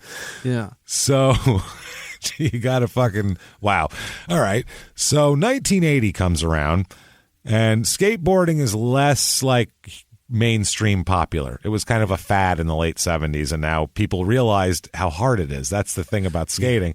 Skating's like playing an instrument. Like, it looks really cool and you want to do it, but then when you get an instrument and you start playing it, you're like, fuck, this is hard. I got to play this like all the time and practice and learn if I'm going to be any good at it, or else I just suck and it's not fun. Right. But, and very similar to an instrument, if you're timid at all with it, you're going to fucking hurt yourself. You're going to hurt yourself. Skating is one of those things where it's not fun to suck at skating. No. It's just not. It's not fun to fall down or to not be able to do tricks. You're like, I'm just skating. This blows. So, and you have to own it. You have to do it and go hard on it. Otherwise, you are going to fall and you're going to be in the hospital. Yeah. And it's overwhelming. If you're a little kid, let's say you're 10 years old, you want to start skating. Your mom takes you to a skate park back then, and you put your helmet, you put all your shit on. You don't even know how this stuff goes on. You're like, am I wearing it right? You go out there with this skateboard. You don't even know how to fucking balance. You want to, and there's guys flying around, shooting up in the fucking, and you're like, holy shit, this is scary. You don't know what to do. You try to just ride from here to there and you fall down. And there's a guy shooting out of the thing 8 feet into the air and then landing it on a vert ramp. And you're like, what the fuck, man? And then you go, never mind, this isn't for me. And you go back to what you're doing. So that's what happened. There was a surge of kids trying it for 2 years. And then, oh, wow, that's really hard. Never mind. And then they stopped. And there's no YouTube or anything like that gives you any types of tricks or tips. It just tells you, put your feet on the board and push. That's the tip. Go. Try not to fall. At this point, a lot of the skaters, even the Dogtown guys, started kind of getting out of skating a little bit. They'd still skate, but like Tony Alva was in college. Biniak went to college. Like a bunch of these guys kind of went off of there. But not Jay. He sticks around, obviously, in the area. And it's his personality. Yeah, and we have to bring up suicidal tendencies again here. Which did you like Suicidal like in high school or when you were like a junior high? It's a junior high band. It's like the seventh grade. It didn't. So when I didn't skated, really like. I liked them. I didn't really get into much punk until I liked ska more than punk, like Agent Orange and shit like or Operation Orange. No. Not Agent Orange. Was Agent Orange a band? Operation Ivy and Agent Orange. Ivy, that's it. Doing. It was Agent Orange Operation. That's I listened to them. That's I what listened you're talking about. The Me First and the Gimme Gimmes. I listened. And they were just cover shit. Yeah. It was ska that was cover. There was a few different bands that I listened to, but I wasn't really into. Does that make sense? Yeah. Did you have like anybody older than you that was an Okay, I have a cousin of mine. Pistols, I guess. I have a cousin who's 9 years older and grew up in Long Beach in this time, and was a skater and shit. So he got me into like all that. I knew all I knew all the bands like that, little kids didn't listen to. He'd give me tapes, and she was really fucking awesome influence in that way. So, but I liked a lot of the kids I knew. We liked Suicidal and shit because they were crazy, and they were kind of funny too at the same time. So that was one of those things that's it's a cool fucking logo too. Yeah, absolutely. They have a good sense of humor, institutionalized, and subliminally and fucking I shot Reagan and all that shit. It's kind of funny, just being fucking silly. Just being silly. I guess Misfits was cool too, but that's. They were mainly like cool T-shirts that people wore. Yeah. The band itself, I thought, was less cool than the T-shirts. Yeah. And the Misfits, that people wore those T-shirts all the time. The most punk I get is Social D, and I didn't even start getting into them until the late '90s, and I really like them. That's pretty soft shit, though, too. Yeah. That's not really it's like... more just, that's just like mechanic It's music. almost, that's almost... like ska shit too. It's not ska. Social D people relax. I get it, but it's not. It's like people punk love rock, that I band. guess. Yeah, it's just not. And I want to say soft. I don't mean bad. I mean compared to fucking Minor Threat, they're soft. Right. You know what I'm saying? Yeah, like that's the difference. I'm talking like all like the. Suicidal or anything Ian MacKaye was doing or any of that shit. Yeah. Okay. It's hard to listen to a lot of, and I was always in a garage working on something with fucking grease around, and it was, and with my stepfather or my uncle or whatever. So we would listen to like whatever softer shit, and really. Gonna take it downtown. I'm just looking for. That's what you're fucking listening to with those guys. And Lots of Bob Seger. Yeah, that's good though. Who the fuck doesn't want to listen to Bob Seger? That's great. But Social D was like, that was my thing that I felt like I was giving back to them. Like, your Eagles are okay, but listen to this. And so I was kind of pushing them towards a little more grungy shit. Not necessarily. Fucking hilarious. I love them. I still do. So this Suicidal was they're a landmark band here in this whole scene and everything. So Jay loved punk rock too. He loved it. He loved going to the shows and all that sort of shit. And people knew him around the time. And he says, quote, "During that time, I was into LA punk rock. Life was filled with violence. In order for me to have a good night, someone else had to have a very bad night. Now that I'm older, I know that shit ain't right. But at the time, it was fun and games." Okay, so that's his attitude. He's going out looking for shit to get Trouble. into. Yeah. Now, he'll change his tune in court after this incident. And all of a sudden now I wasn't looking for trouble, but he was looking for fucking trouble, And he has several different takes on what happens here. Either way, this is a fucking horrible incident. It's outside of a Suicidal Tendencies concert. There's a show going on, so everybody's all jacked up. Yeah. Fucking, I'm not crazy. The other one is crazy. It's fucking in the background. And he's with the band, you know what I mean? Oh yeah, he knows. They all know him. That hubris gives you an arrogance that is far too much to be at the show. You're going to start problems. He almost needed to be put away, Jimmy.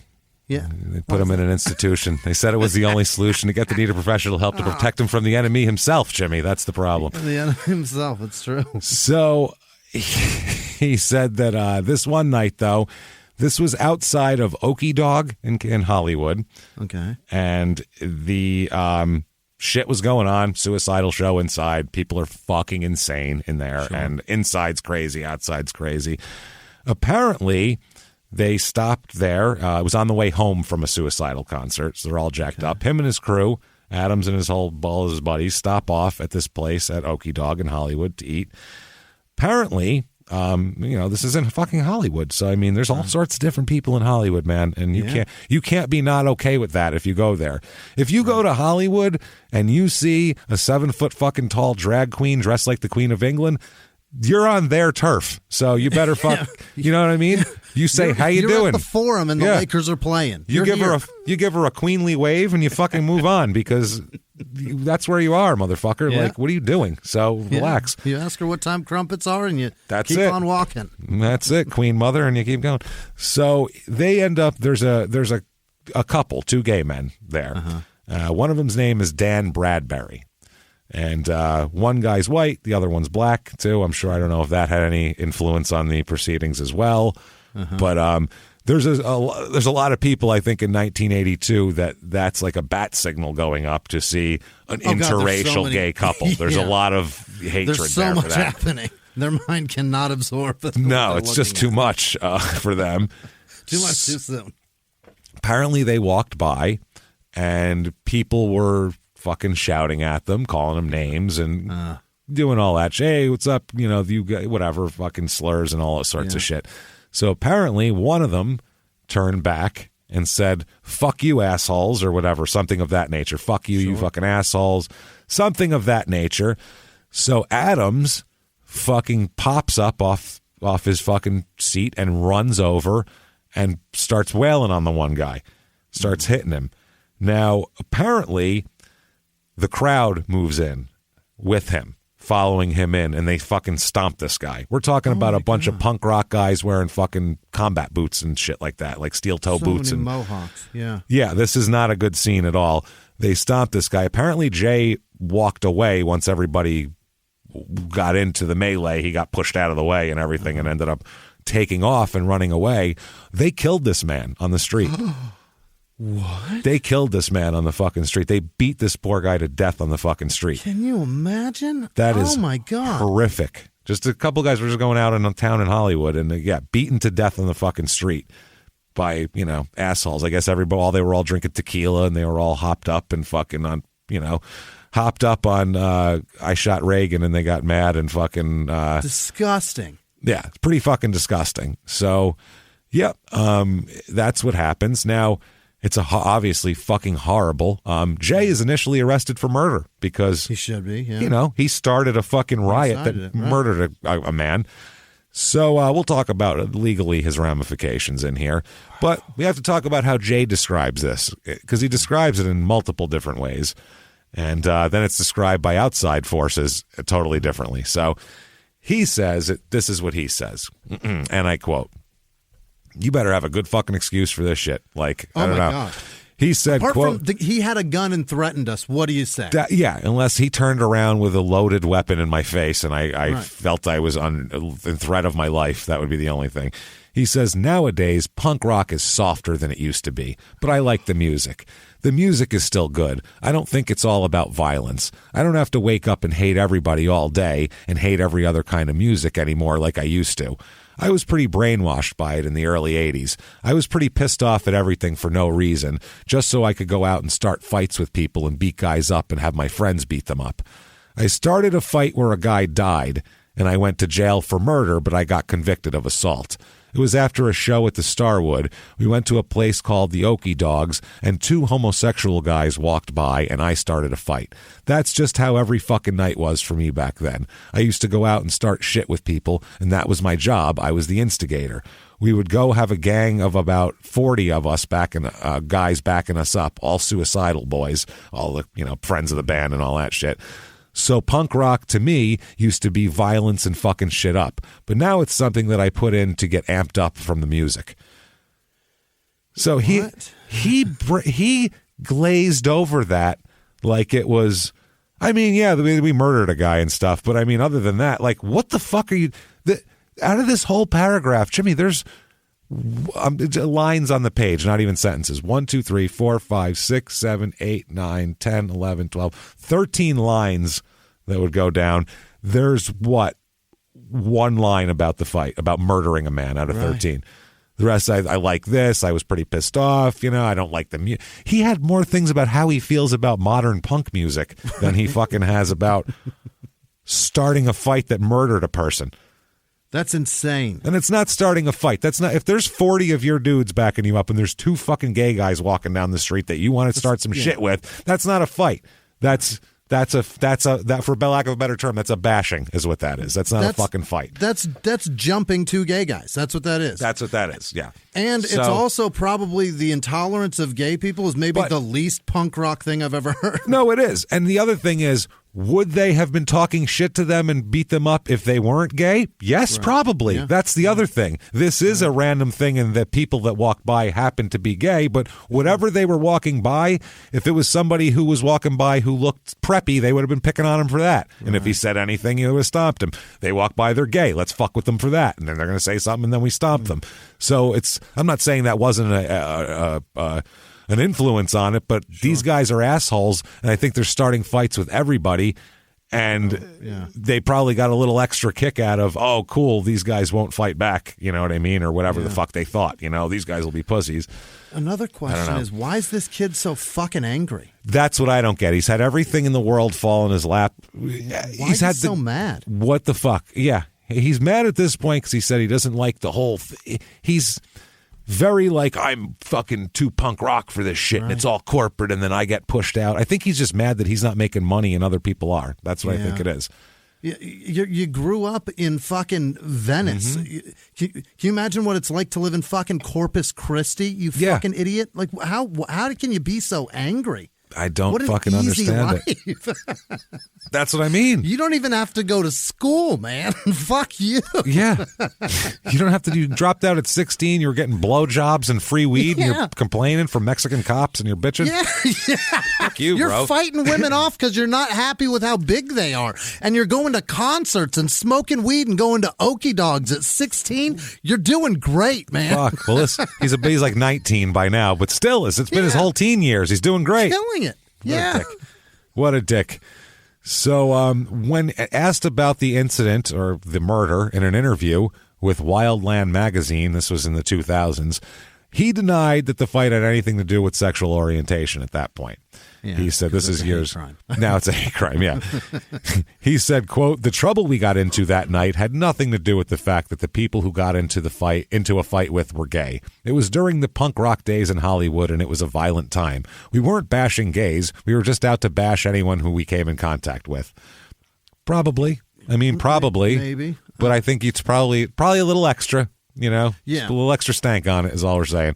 This was not the beating, but the starting of it. This is 81? 82.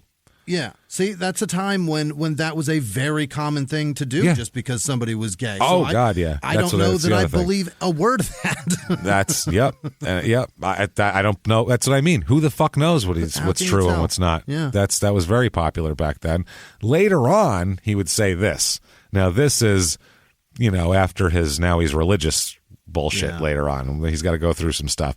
He said, as far as how I view gay relationships and gay marriage, I'm 100% against them. However, I do respect gay people. I just tell them what the Bible says. Thank you, Oral Roberts. We appreciate your fucking piety. This motherfucker's he jams anything he can intravenously into his fucking bloodstream, and he's going to talk about you have a problem with sucking dick, bro. You know what I mean? No. And you can't say I'm 100% against it and then say I respect them at the same time. Yeah, because those completely clash, sir. He's doing the thing where he's like, it's not me, it's just the Bible. I'm just like, okay, you're not a person that can think for yourself, stupid. Just doing what Jesus tells me, James. Yeah. Now, in a book that came out called Scarred for Life, this is a 2004 book available only in print, by the way.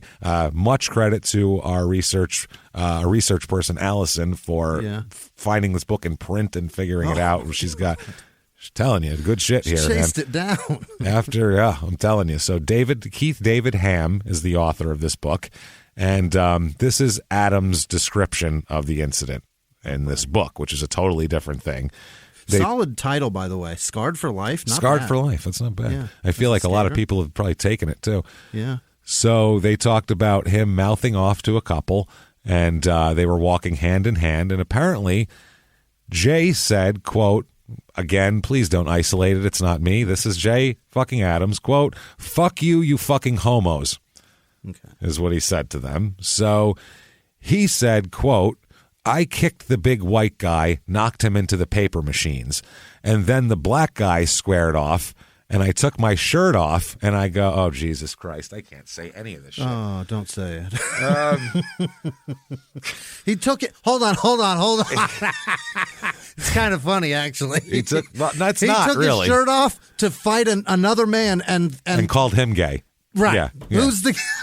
I have my clothes on here. Hold on a minute. I got to oil up real quick, and then I'm going to kick your gay ass all over the street. Who's... What? You're the most... doing the most gay things right now. When I get this tiara locked into my hair, you are a dead man, mister. Like, what are you talking about? What kind of shit?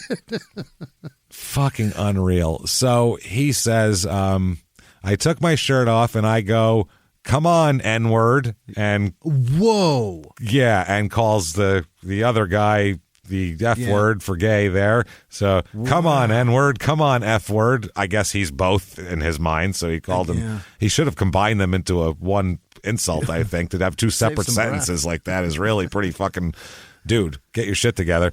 Then he said, quote, I'll kill you. So he said, come on, so-and-so, I'll kill you. Which how's he free? That would definitely get you some federal time at this moment in the world. He said both the words. And I'll kill you. Made the threat, and somebody ended up dead. How's he not in prison forever? That's pretty fun. I don't care if it was some straight white guy and he said, come on, Chad, I'll kill you. And then he killed him. Yeah, right. Then he started a fight that killed him. That's murder. Like, you started a murder. Like, I'm sorry. If I punch you and then someone comes up and shoots you afterwards and we're in the same group, I'm going to jail. It's the same part of the same act. We've done, how many murders have we covered, Jimmy? In Small Town Murder and this? A lot. That's part of murder. That's accessory. Also, I can't even think accessory. of any it's murder. who stated their intent like that right out of the gate. And why? Yeah. And why? And you make that statement and they end up dead. That's fucking prison forever. Forever. He then says, I said, I'll kill you. And he socked me. So the guy punched him. Yeah. Pow. Knocked me down. Then Polar Bear, Dennis Agnew, knocked him out. Boom. Then the white guy came back over and I ran and I jumped and kicked him in the mouth and knocked him out. So they were both on the ground, basically knocked out, and I grabbed Dennis and we left. A bunch of other guys started kicking the black guy with boots on, and he died.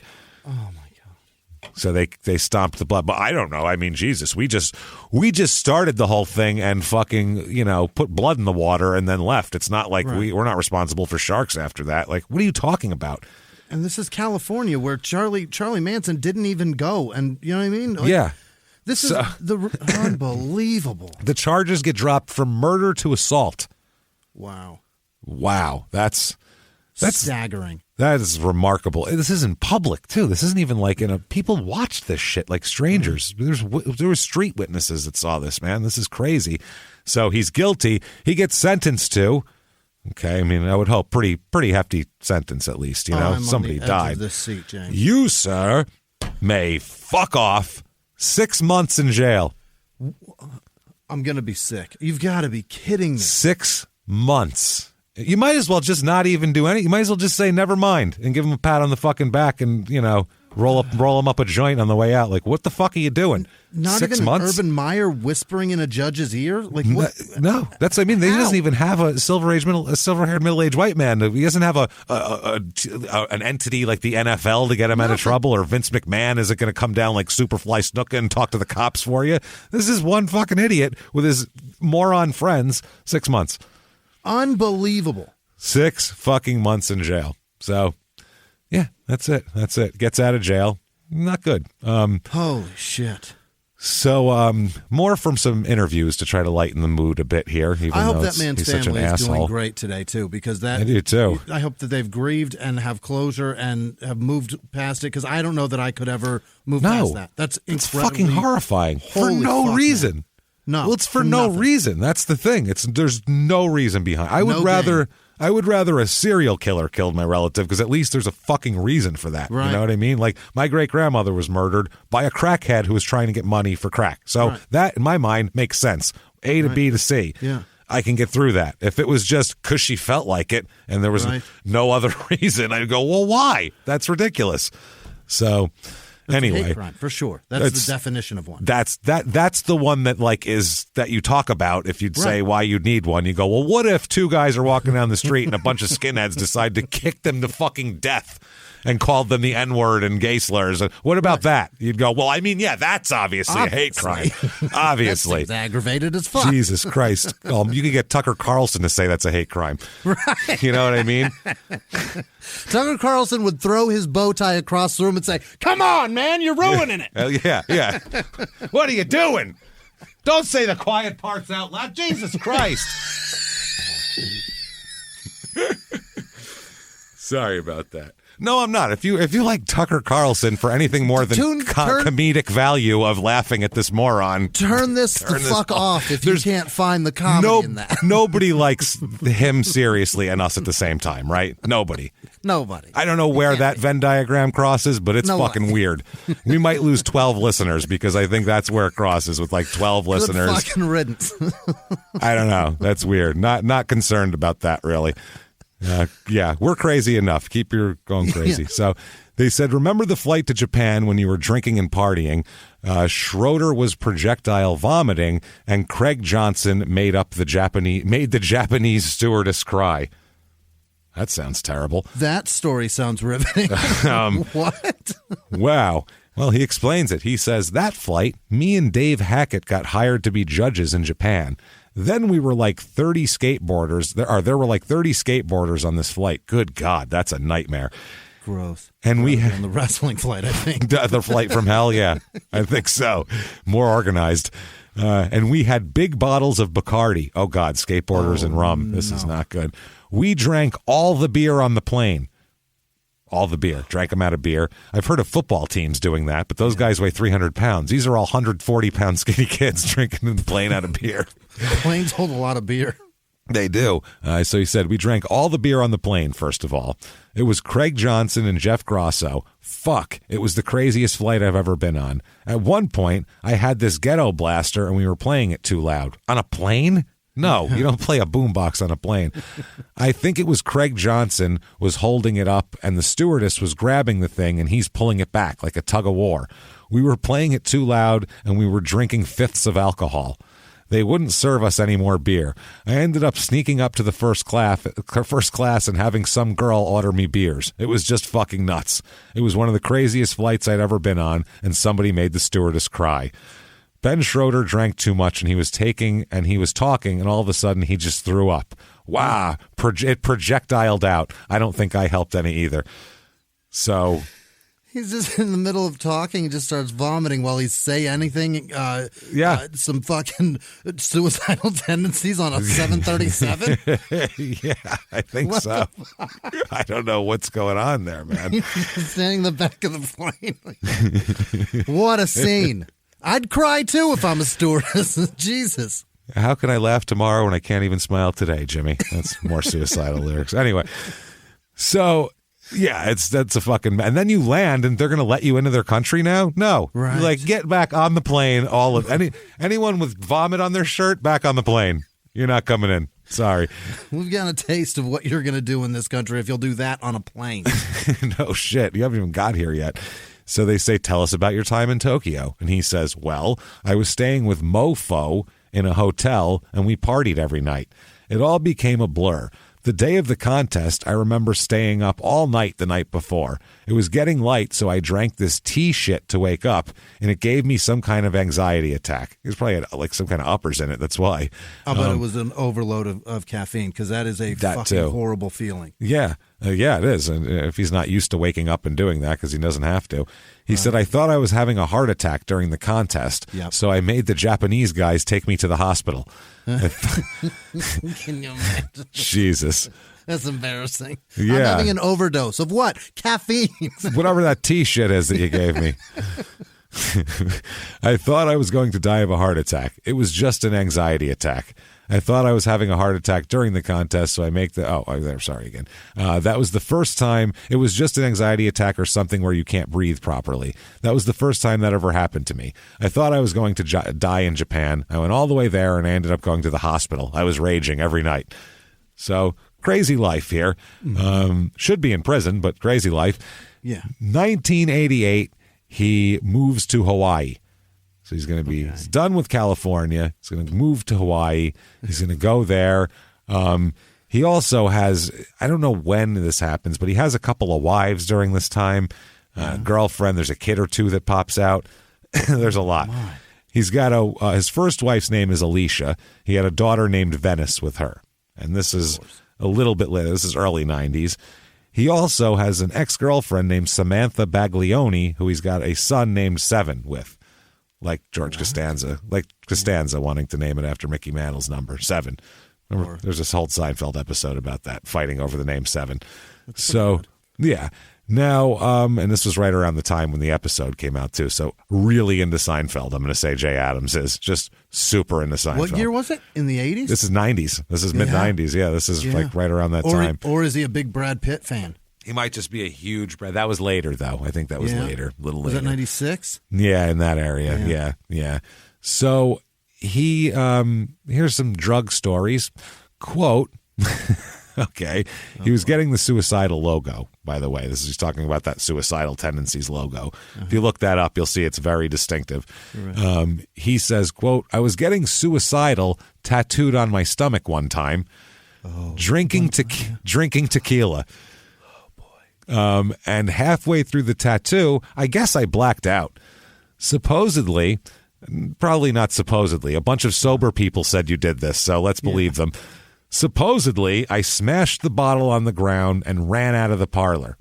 I woke up the next day strapped to a hospital bed with an IV in my arm and a half-finished tattoo. What a mess. I tore off the IV, walked out of the hospital, and found my car right next to where I bought heroin.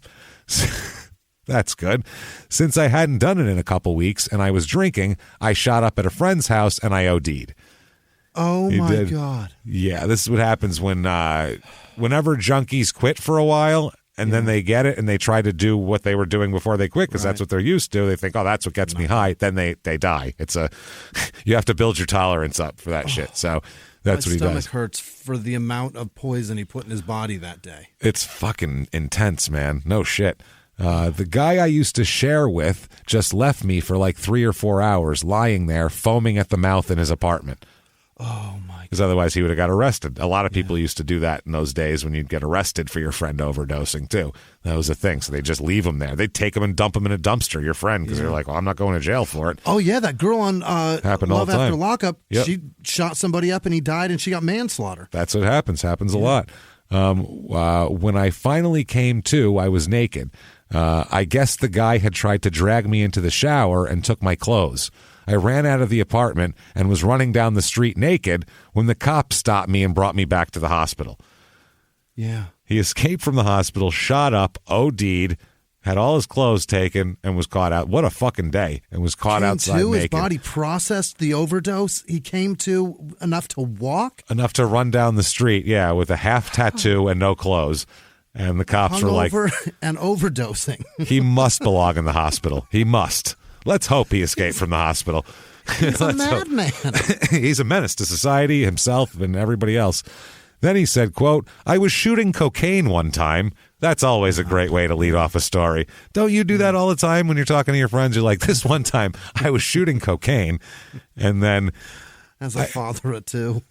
I had this one friend who used to start a lot of stories with, when I was AWOL from the Navy. It's like, what? What a weird way to start a story. So I'm AWOL from the Navy, right? And I'm like, who's AWOL from the Navy? What are you doing? You crazy fuck. Tell me some wild story. So I was shooting cocaine one time and thought these monsters were outside my door. Yeah. There's no monsters, by the way. Yeah. All of a sudden, I dove out the window and ran to my friend's house, to avoid the monsters at the door. They're looking in. They're not outside the window. You dive out a window. Mm-hmm. I was banging on the door at like 3 a.m, and his 70-year-old mom answered the door. Oh, God. Perfect. I was like, they're after me. Call 911. Oh, my God. She turns on the light, and I freaked out. What are you doing? They're going to see the light. We got to do this in the dark. He said, I was like, fuck this. She's in on the whole thing. My friend's mom has been working with these monsters, man. I knew it. They sends them to the door. I jump out the window. They come right here. I'm going to go in. This is the home base of all the monsters. They're all going to be in here now, man. That's what it is. Turn on the light and get the beacon going for the monsters. Jesus Christ. She's in on the whole thing. I flipped out, jumped off their 2-story balcony barefoot, cell phone in hand, and broke my foot on the landing. If you want to fuck with drugs for real and get good at it, that's the kind of shit you're going to be living. No shit. Oh, when you start stories with I was shooting cocaine one time, that's how they end up. I'm not surprised by that story. He let in with what's crazy stuff's going to be. Don't be shocked by anything. I was shooting cocaine.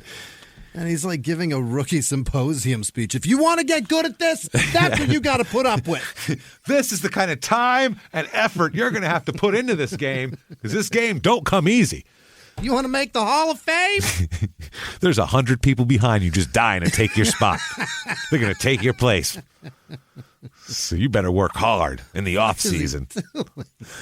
He said, nobody is going to rescue you or help you until you want to help yourself. No matter how many fucking little slogans you learn or meetings you go to, nothing's going to help until you're ready. That's true, actually. And nobody would know that better than this dipshit. So, 1990s here, sometime, I don't think it's 93, 94, he is convicted in court for, you ready for this? Terroristic threats during domestic violence.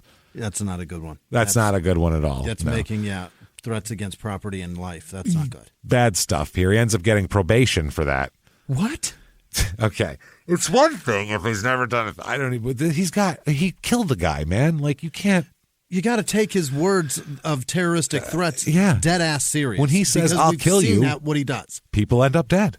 I'll kill you. That's dead. So he gets probation, and this is when his life, by the way, his life's going pretty well at this point for Jay. Yeah. This is when it really falls apart coming up here. This is bad stuff. In 1996, over the course of 1996, his dad died of cancer. Uh-oh. His brother got murdered by men beating him with baseball bats over a failed cocaine deal for, I think, $60,000 maybe. We'll talk about it. So his mother separated for from his stepdad. Right. Then she died of the same cancer that he had. Oh, shit. His grandmother died. He broke up with the mother of 7, who he was with right now. And also, he got a new girlfriend who's trying to put his life back together. He said he caught her cheating on him with someone he knew. Oh. And, so there you go. Everything fell apart. It's all dead. That was the terroristic threats during domestic violence, too, because he freaked out on her and fucking whatever. So he has a crazy fucking year. He's given, like I said, he's given probation. And after all this, he starts using heroin again. He's like, you know what? I got to dip back into it. It's a good time to try it. I mean, who gives a shit at this point? No shit. So now he said, though, he was going to be done with drugs. He went down and now he's back up. He's done with drugs. He said, I just kind of put it back on the shelf and never really dealt with it, talking about the deaths of his people there. I'm hoping one of the main reasons I did drugs was to kill the pain of thinking about grief issues. Since 1975, Jay? Right. Just get high and everything's all right. Since I went to this little rehab thing, they kind of brought that shit out. Shit that I never really dealt with, like my brother got murdered and my dad died and then my grandma died and then my mom died. And then it was all in like a 1-year period of time. Then I had a girlfriend that I really loved and I caught her in bed with another guy.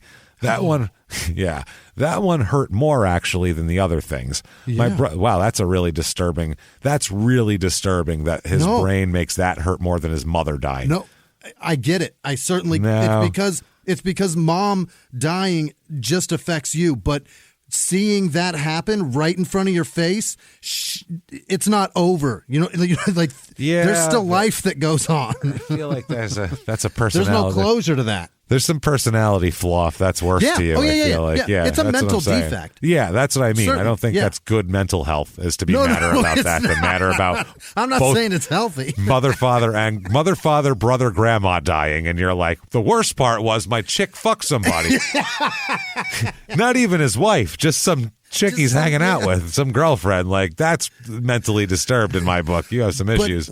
But that act, it's also somebody that he knows, so that ruins 2 more relationships in one act, and that fucks everything up. Yeah, but there's 4 people dead, so that's still 4 to 2. I don't get it. But they get to go on with their life with the hurt that they just caused me, and that's fucked. That's true. He said, my brother was really a surprise. And it was... I could see why. Yeah, no shit. And it was really dramatic and just fucked. A fucked thing to deal with. Some people killing your brother for $60,000 and a kilo of cocaine. It really sucked. I really didn't know my dad, but it sucked to me that he took his own life with pills. Oh, that's what happened, shit.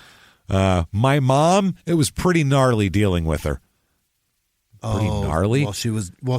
He had to watch her die. What the fuck? This is the weirdest. Okay. My mom, it was pretty gnarly dealing with her. She was a really good friend of mine, and I really miss my mom a lot. She's she's your mom. He said that like he knew her in high school. Yeah, she's a really good friend of mine, man. It's a shame she's gone. It's your mom. What the fuck are you talking about? He's fucked, man. His head is so ruined. His I don't brain know what happened. Does not work. I miss my brother too, but my mom was my good friend. I used to tell her everything. And people go, my mom was my best friend. That's different than saying she was a real good friend of mine. That's just a weird thing to say. It's just so weird. And to watch her in 6 months or 8 months wither down and die and have to change her diapers and carry her to the toilet. I was relieved when she died. I was prepared for her death, and I was thankful when it came because of the suffering she was going through. I'm kind of hoping that was the main cause of me doing drugs. I have a highly addictive personality to whatever I do. I used to think I was doomed because the fruit doesn't fall far from the tree, but my mom, my dad, and my brother all had like 15 or 20 years clean from doing drugs. My brother had 21. And what the fuck was he doing with cocaine? What the hell was going on there? Dealing? I don't know. And my mother had like 25 or 30 years before she died. Maybe I can follow in their footsteps and be a guy who's done a lot of drugs and then stop doing drugs and be an example for other people. Hopefully I can stop some other people from getting involved in shooting drugs or whatever by letting them know just what happened to me. Hard drugs are no fucking joke. They will take you down big time. I don't care who you are. Clearly. I'm starting to think that Southern California reckless lifestyle is no good for your health. Doesn't seem healthy, right? Real fun till you're like 23, and then you're fucked after that. And these people lived it into their 40s. That's dangerous. Yeah. And you can add being in the sun all the time to that, too. Yeah. So you're just haggard. Oh, my. He was asked in 2000, what's the best fight you've ever been in? He better not say the one where we killed a guy, I hope. I'm so nervous. He said the best fight is like the fight against the addiction of heroin. Okay. That's a gnarly fight because I let the shit take me over for a while, and it became the main thing I wanted to do. It's a fight to not want to do it. Okay, that's a real fight to try and stay sober. As far as beating people up and shit, there's nothing cool about that. I used to think it was cool to go to a party and have people fear me and just be a crazy guy, and usually that was alcohol-induced or drugs and shit. It's not cool to go and ruin people's nights and try to make them bleed. Maybe I'm older now or something. Maybe. But he's clean and sober, at least, he's saying. Perfect time for him to be arrested for narcotics possession. And this is in Hawaii, and it's heroin. Yeah, right. And apparently they don't fuck around with heroin in Hawaii. Oh, I'm sure they don't, because you're importing that into our beach community, and our tourism thrives here. I don't know. And he is found guilty, and he receives, you, sir, may fuck off 2.5 years in prison. More than for killing a man. Right. That's wild. More than threatening whatever he said to his girlfriend. Like, it's crazy, man. What? That's fucking nuts, right? I mean, so now he's sitting in a Hawaiian jail cell, which I don't know if that's nice or not. I mean, it's still Hawaii, but probably still got a beach view. I picture it totally open, like all the houses where all the walls totally open, so it's outside. There's just bars, but it's all the breeze can blow through. It's all Sand open. Comes in the entry of it. Yeah, that's what I figure. Everyone come here and get your coconut drink here. And there's a little, I didn't get my umbrella. Okay, hold on. There you go. Here's your pineapple and Spam. That's what I'm thinking in my head. I don't know what's up. Everybody, put your hands out. We're going to put a bit of this pig from the luau into it. The only thing that's terrible about the Hawaiian prison is, I don't know if it's because it's an island, it's hard to do, but the plumbing is terrible in there, Jimmy. It's just awful. Sand, man. And all that sand getting in it, all that poi in your system, it's clogging it up. I don't know, but the jail sends over someone to help out, and it's Paul Calhoun, shit pipe enthusiast. And he says,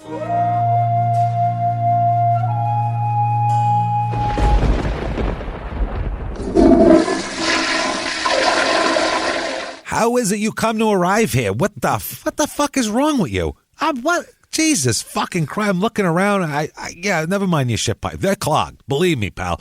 Your shit pipes are as clogged as your veins. You can't shoot shit into your fucking veins and expect that not to do nothing. Plus, what happens is you do all these opiates, you get all blocked up, then you shoot out a shit the size of Montana, and it don't go down the drain, and now I gotta fucking come over here, you jerk off. It's like concrete. I'd clean your shit pipe, smack your wife, like my saying goes, but she's been through enough with you, I think. You're a fucking asshole. Seriously, what are you, stomping people on the streets? You think you're some kind of a fucking tough guy? I ought to take this plunger and whack you upside the fucking head with it, you jerk off. But they told me not to beat the prisoners, it's some kind of regulation, I guess. I don't know, but I'm going to do this. I'll take care of this. I'm going to plunge you out. That way you can not take shits anymore because you're all constipated or whatever. And spam and poi to you. And poof, in a pail of shit and pipes, he's gone. And Jay is very confused and thinking he's having some kind of heroin flashback, cocaine shooting, acid weird induced thing here. So flashbacks are great. Flashbacks, yeah, free drugs. So in Hawaiian prison, serving 2.5 years on drug charges. During this, the Dogtown and Z-Boys is released. Yeah. So he becomes like famous. It brings him back into the limelight where everyone goes, wow, because in that documentary, they talk about him like he was such an innovator, and he's barely in it as like the newer ones because he just got out, and it was like, so he's like this mysterious figure. So everybody's real interested in Jay Adams at that point. And it's not, this is even 2002 is pre-quick Google search on your phone days where you go, oh God, he stomped a dude to death. That's fucked up. Right. You didn't know that. I had like a Qualcomm T-Mobile phone with like T-Zones was the internet. So there was no internet on your phone. No, this is back in the day where you were literally like, you can take pictures with phones now. Did you hear that? There's one where you can take like it's not bad, and you could use it like as some picture. Yeah, that way when someone calls you, their picture will be right there. That's really what people looks like them. Yep. So this isn't an easy one. He starts getting a bunch of endorsements again. Fucking, he gets out. Hurley endorses him, and all the Osiris shoes, all these fucking Tracker trucks. Even comes back. I thought they were done, but they're not because they're still available to buy, for Christ's sake. So I mean, he's back, babe. Oh my God. Yeah, he's back. He's a star. He says, ask him, tell us any part of your present day life that you'd like to share with all of us. And this was when he was in prison. Yeah. And he said, well, currently I'm locked up for making some bad decisions. I'm glad I had to come to prison because I wasn't living my life correctly. I didn't give a shit about life or anything else for that matter. Coming here has helped me to realize there's a lot more to life than getting loaded every day. I'm lucky because God has given me another chance to live properly again. I should be, he's finding God. We know how that goes in this show. Yeah. That's not good. He's getting married when things are going wrong. He's finding God. This is bad stuff. I should be back on the streets sometime later this year. Is that a threat?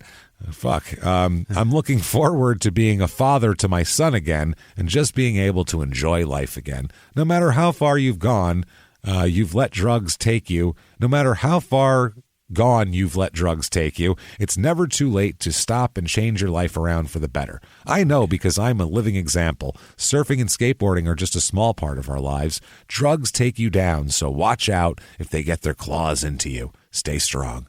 Thank you, Mike Brady. Thank you. Jesus, really, that was the fucking... Jesus. Now, Bobby, we need to have a talk. No matter how far drugs get you gone, there you are. There you are. So, yeah, I guess during this time, too, in the 2000s, skating becomes a different thing. When I was skating as a kid in, like, the 90s, it was like people would, if they heard skateboards, they'd run out, like, God, he's not going to stop and fucking skate in front of my plane. People would yell at you. You weren't allowed to be anywhere. Yeah. Cops were constantly breaking your fucking balls. Like, it was a pain in the goddamn ass to deal with that. Nowadays... Cops see kids skating. How many fucking videos have you seen where cops stay on skateboard, he comes out and does better tricks than them in his fucking uniform, and you're like, what the fuck is that shit? What is that? I had to fucking climb walls and run from these assholes when I was fucking 14. What is happening? Fuck you, you little shits. I mean, that's how it should have been to begin with, but I'm like, you little bastards, why do you get that? Mid to late 90s, like you could be riding your skateboard to work and the cops would be like, pick that up and walk with it. What? Yeah. Why would I do that? It's literally transportation. Do you tell somebody, pick your bicycle up? Yeah. What are you talking about? Carry that thing. Push that car, sir. What? From this era, there's a Los Angeles Times story about a school district police officer that was there named David Anthony, who enthusiastically supported after-school skating at the middle school that he was at. He said, it's going to turn this site around because this right here is a hard-hit area. What makes outlaws out of them? Skating is the thing. The kids aren't going to stop. So he's like, let's build them a place to skate, and then they can come here. You know where the fuck they are. They're fine. They're not fucking with anything. So, do you remember in Police Academy when David Spade was a skater? And that's all they did was like go into parking structures and like skate down the ramp. Like, why is that illegal? Oh, you son of a bitches. And it was like Mike McGill, and then it would change to David Spade. Right. I'd pay money to watch David Spade try to ride a skateboard, only because he'd fall and hurt himself, and I would crack up here and go, ow, and he's still a little fucking asshole. He was actually a pretty decent skateboarder when he lived in Phoenix, because he worked at a skate shop where Tempe Improv is now. Oh, wow, yeah. And he when he went to LA, that's what his thing was skateboarding, but he wasn't tricks and stuff. It was like standing on one foot, rubbing your belly, patting your head. It was that shit. Slinging dick and popping tricks. The David Spade story. So he says that people, I'll give you a whole thing here. He says, quote, as far as I'm concerned, the professional part of skating ruined it. People got too serious and lost most of the fun it started out with. It became a joke to me. Everybody ripped me off, taking advantage of my name at the time. The best part I remember about skating was when I was a kid. My stepfather would take me down to the lumber yard. We'd pick out a piece of solid oak wood, cut it out, and drill all the holes. That was the hardest part for me because if you misdrilled, the board wouldn't turn right. For me, that was the soul of skateboarding, making your own board. Nowadays, getting a skateboard is like ordering a Big Mac. They're all the same. I mean, they're all different shapes and sizes, but nobody puts their heart into making it anymore. No, because you need the layered shit. That's the way you don't get a solid piece of wood. That's not how you it works. It's 7 different layers of board. Yeah, it's weird. So 2005, he's clean and sober, talking to kids about drugs or letting him around children. He's good now. Yeah. Period. He's good now. 2005. Good now. Out of prison, cleaned up. And he said, this is what he's telling the kids, once you become a professional skateboarder, you get all these people coming up and offering you drugs. It's real easy to get caught up in. I mean, I'd wake up every morning and tell myself, what the fuck am I going to do today to get high? I'd have to get loaded before I could even leave my house. I could not enjoy myself if I was not high. There's a mental addiction, but it was physical too, because I was shooting heroin for a couple years. Yeah, that's way, your physical's worse than your mental if you're shooting heroin. That's a different story. Once you're shooting something, you're in a whole other category. Yeah, that's a problem. The craving you get for crack is also really fucking strong. See the 1980s. Like, what the fuck? It all depends on how far you take it. There's a huge difference between somebody smoking heroin or having a few beers after work. Don't put those in the same sentence. No. He just said casually. I mean, if you're just like smoking heroin, having a beer or two, like those are very different. Like, what the fuck are you talking about? Those are different people, let alone different addictions. Hey, what are you doing after work? You gonna come over? Yeah, come over, have a couple beers, we'll smoke a little heroin. It'll be cool, man. Like, not casual. Head on down to Froggy's and see if they got a 2-for-1 on either heroin or Bud Light. One of the two. I don't care. But I'd like to have both. He said, so there's a huge difference between smoking heroin or having a few beers after work to the guy pounding a fucking fifth of tequila or shooting heroin on a daily basis. There are some functioning addicts out there. I'm not one of them. But I'm not going to lie and tell kids, hey, if you smoke one joint or drink a beer, you're going down, buddy. It ain't like that. But the potential for doom is definitely there. Being a functioning drug addict is like winning the lottery. It happens, but it probably ain't going to happen to you. So why chance it? Don't tell kids there's a possibility you can do it well. You can't tell kids, listen, it's going to ruin your life. Once in a while, someone's just going to have a great fucking life. They're going to do drugs, feel great. It's not going to fuck their life up, and they're going to skate through, have hot women, probably a lot of money. Their kids will be successful. They'll live in a big house. But that's not going to be you. That's 1 in a million, kids, okay? So you can't tell kids that. That's like telling a kid who's playing high school basketball you're not going to make the NBA. It's not going to make him stop playing basketball. It's going to make him train harder. The fuck are you talking about? You'll either be Nikki Sixx or Amy Winehouse. You take your pick. Take your fucking pick. You don't even get to pick. That's a crazy thing to say. It's like winning the lottery. Becoming a functioning drug addict is like winning the lottery. That's a sentence that man said. Not in another sentence. That's start to finish, period. Fucking being a functioning drug addict is like winning the lottery. Okay. June 3rd. Great. Sounds great, Jay. You're batting 1,000. You know what? Fuck it. Good job, Jay. Thumbs up at this point. He's a mess. You've done it. June 3rd, 2005, Dogtown, the Lords of Dogtown comes out. Mm-hmm. That's a big deal. Emil Hirsch plays him, so he's got a star in there. He's played by that guy? Yeah. Yeah. So I mean, It's a big movie. It's a big That's fucking the dude movie. From Alpha Dog. He was the bad guy in Alpha Dog. There you go. And he's Jay Adams as well. He said that he was getting fresh sponsorship deals right then. He said, I was doing pretty well. Then I fell back into my old habits. It snowballed into a complete relapse. I was fooling everybody. Well, not everybody. Yeah. Definitely not fooling the cops, because in November 2005, he's caught on a wiretap acting as a go-between for meth. He's got a huge meth deal from California to Hawaii. So to import to Hawaii, he's caught on the wire. Yeah, not good. Not good at all. They tend to. He's arrested when the police raid his apartment where he's sitting there with his pregnant wife. Oh, God. Jesus. Arrested by federal agents at his home on the North Shore of Oahu. Wow. He was on. By the way, I don't know when it happened, so I couldn't put it in there. Sometime in here, he had burglary charges that he was on probation from also. That's way worse. Bad stuff. So they charge him with being the middleman on a huge drug deal between California and Hawaii in the summer of 2004.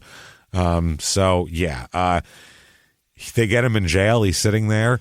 And he says, quote, the other guys involved in the drug deal got arrested about 9 months before me. So I kind of knew that it might happen. But I got myself clean, I married my wife, and I started going to church. And my whole life has turned around again. It was good. It's weird, because the day I got arrested, I told my wife, I never really do anything any more than I could get arrested for. I probably won't ever get arrested again. But that thing that happened before we met could come back and bite me. And it did later that day when the feds showed up at my house. Later that day. That had a real minutes later. That had a real Lenny Dykstra turn to it. The whole thing, right? Because I never really do anything that I can get arrested for anymore. I probably won't ever get arrested ever again. It's like there's something around the corner for both Jay and Lenny, I think. So he said, being away from my wife and my new baby, that's hard. I've seen my baby through a window, but I haven't got to pick her up or smell her or make eye contact. Another thing that's hard to deal with is the time I'm doing now, I'm not sure what the final outcome will be until I'm sentenced. So, he wants you to feel bad for him. His life was going great. Now it's all fucked up again. And, I feel bad for his wife who's pregnant. Sure. House gets raided. Now she's got a baby alone, taking it to show him through a fucking. You know how hard it is to get into a prison with a baby? It's a huge pain in the ass on visiting day. Diaper off, all that shit. I mean, I feel bad for these people, Jimmy. I really do, but not nearly as bad as I feel for Jay Adams, Director of Information and Security at Tallahassee Memorial Healthcare. Oh. I don't think so. Security. Jay Adams, CFO at Thrive in Walpole, Massachusetts. Financial. He works for Thrive? Oh. He's thriving. Jay Adams, manager at 56 Kitchen in Canton, Ohio. Jay Adams, software engineer at Pinterest in San Carlos, California. And finally, Jay Adams, I don't know what the fuck this means. Continuous intelligence, economic machine data analytics, platform purpose built for everyone. What the fuck does that mean? Sounds like coding? I don't know. He's in Los Angeles area, though, and he's Jay Adams. Something computers. Very confusing. So he's found guilty of trafficking heroin, I guess. Right. And as he's awaiting sentencing, he says just spends most of his time reading the Bible and listening to Christian radio. Just putting it on and drawing, I'm sure, Jesus-y stuff. And just being in here growing. Jesus on a unicorn flying through the Nebraska cornfields, shaking hands with Oral Roberts. On a lager. On a lager. He also, he gets fan mail he responds to. He says he tells fans, quote, I have nobody to blame but myself, that I've made mistakes and there are things I wouldn't want anybody else to copy. I'm not trying to influence people in a negative way. I know my motives are right when I write kids and tell them not to do drugs. He said you have to learn from your mistakes. Even if you get away with something, it can come back and bite you down the line. So it's better off just to not do them in the first place. For some of us, it takes a little longer to learn that, like 45 years or so. He said the crime happened in 2004. I was on parole. I had a relapse. I was getting high and having bad judgment. That's all. But when I first met Alicia, I was getting off that drug addiction, and she stood behind me. She was a big help, and I got myself clean, got married, started going to church. My whole life turned around. But the past came back to haunt me in the form of federal drug agents. Oh, boy.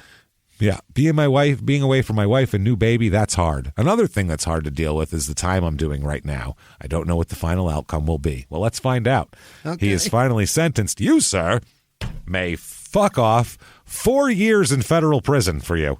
Unbelievable. So stomp a guy to death 6 months, get caught with some drugs 2.5 years, make a phone call that facilitates drugs 4 years. All of that. He's done. Wow. He has Nice been in game. possession of drugs. He's been selling drugs. He's burgled. He's murdered. Been He's a full house. party to murder. He's done everything. It's a full house. Threatened to hurt your girlfriend.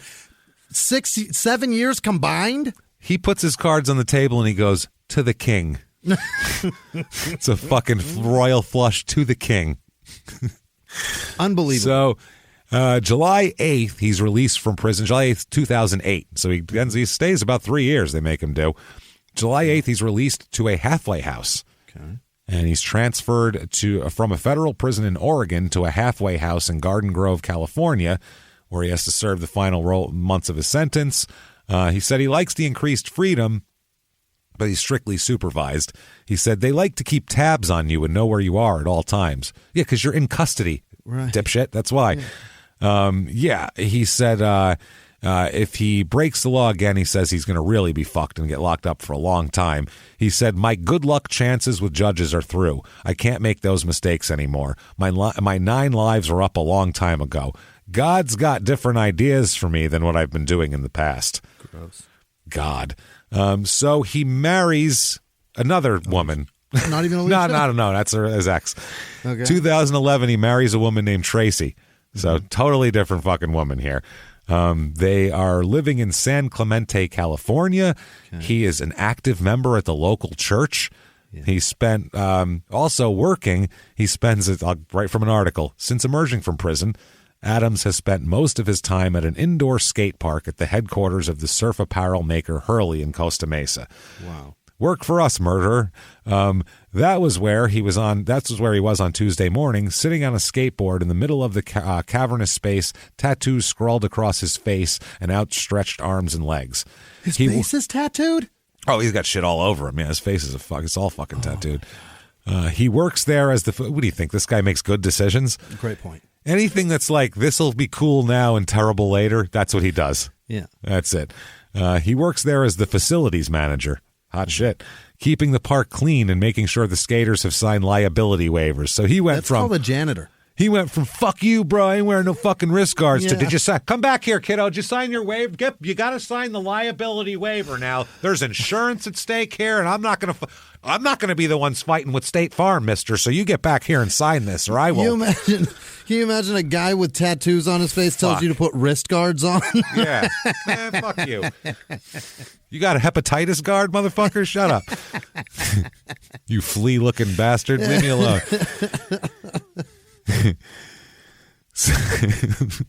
What an ass. Right? He became everything he hates. That's what I mean. It's everything. Yeah. As a condition of release, the job requires him to wake at 5 a.m., followed by an hour-and-a-half bus ride to begin work at 8 a.m. He's back at the halfway house and in bed by 9. Some nights he attends drug or alcohol treatment. The simple schedule is designed to help Adams, a recovering drug addict, readjust to civilian life. This is Peter Townsend, who is a former surfing champion and had a killer live album in 77, brother. I'm not the same guy, but he said he's the surfer guy. He said, we've got to make sure he gets on the bus and gets to work on time. If he gets too much too soon, he'll go off the tracks again. His wife and 2-year-old there are in Alabama at that time. They said they're waiting for Adams to demonstrate that he can control his addictions before they come back. 7, by the way, 7 was 14 years old at this time. So 7 was born pre the movie and the show. So I don't know. He was original with that whole thing. Now, he said his faith in God and the routine of work is going to help him remain drug-free. He said, my ideal future would be to be with my wife and family and to be somewhere where I'm helping young kids not to make the mistakes I've made. And I'm going to get back into surfing and skating as well. Yeah. So a friend of his agrees. A friend of his says when he doesn't have a routine, old ghosts return. That's Peter Townsend again. He said if people pay him to be Jay Adams, he'll just get in trouble again. Yeah. That's a fact. Yeah, he's got to feel like he's just a cog and doing his thing, or else he's going to be a mess. Also, Eggblom here, who's the Santa Monica Airlines skateboard owner, he says that he describes a pattern of self-destruction and hopes it will end. He said it's like get something going, be on the verge of big success, and then crash and burn. That's his whole career, his whole life. 2012, he's inducted into, I didn't even know this was a thing that existed, the Skateboarding Hall of Fame. That's ridiculous. Wow, okay. I mean, so there's like Tony Hawk as your grand marshal, and then who else, Yeah. So, I mean, there's a lot of great skaters. I'm just saying it's pretty fun. It's not, I'm saying this because, like, as someone who skated a lot, it's anti-skater to have a Hall of Fame. You know what I'm saying? Like, a Hall of Fame is in people's brains and on boards that they remake and people keep using. The whole point of skating is to be against all of that shit. That's what I mean. To have like an organization like that isn't what you're trying to do here. Right. To have actual, like, it's weird. Dividers and paperwork, and that's stupid. Now it just has to be monetized. It's lame, man. It's not gnarly at all, bro. Not gnarly. It's kind of forward thinking of him and foreshadowing of him to name his child after the amount of prison time he's spent. He knew it was coming. Really clairvoyant. He really is. My God. So January 2014, he finally completes his probation/parole. He's a free man. January 2014. After all these years, he's finally not on some form of, we will put you in prison if you fuck up. This is the first time since the 90s he's been like that. 50 years old. Yeah. And then August 15th, 2014, 8 months later, he dies of a heart attack. So, there you go. That's what happened. That is incredible. That is wild. He couldn't handle the freedom, man. Emil Hirsch has played 2 giant pieces of shit in biopics. Yeah, he's good at it. That's amazing. Thing. So they was told, one of his friends said his wife called us over in the middle of the night and we administered CPR until we could get an ambulance, and they kept working on him the whole way, but he was never revived. The important thing is he went out peacefully in his sleep during the best surf trip of his life. Oh, isn't that nice? He'd been down here for 3 months surfing every day, and he was in great shape and in really good spirits. I've never seen him so happy and content and at peace. Well, now you have, because he's dead. That's what people look like when they're dead. Also, that's not fair, but whatever. Yeah. The memorial service was held for him at Venice Beach on August 30th, 2014. Surfers and skaters from all over the country came, and they showed their respect by taking part in a, quote, traditional Hawaiian-style paddle-out tribute to him. And a memorial skate session was held for Adams at the Venice Beach Skate Park by Tony Alva and Christian Hosoi, who's another one of our alumni, Christian Hosoi. They said the day was a solemn thrashing. No, they didn't say that. So, can't get enough of Jay Adams? I mean, I think. The world's had an ass full of Jay Adams, I think. But it's enough. You can get Jay Adams boards still. They make the boards, shirts, all kinds of. There's all sorts of Jay Adams merch out there that you can get all sorts of crap. Or if you want to know if you want to see him as a kid and kind of see how this came about, watch Dogtown and Z-Boys. There's footage of him as a kid, and they talk about him a lot. There's a big part of that stuff. So that, everybody, is Jay Adams, professional skateboarder, and fucking lunatic. Asshole. Professional asshole and a lunatic. Well, we're professional assholes. Yeah. He's a professional scumbag. Yeah. He's a jerk off. He's a bit of a dick. He's a kid that when you were 14 would think was really cool, and then by the time you were 20 would be like, dude, get your life together. You know what I mean? He's that perpetually get a job.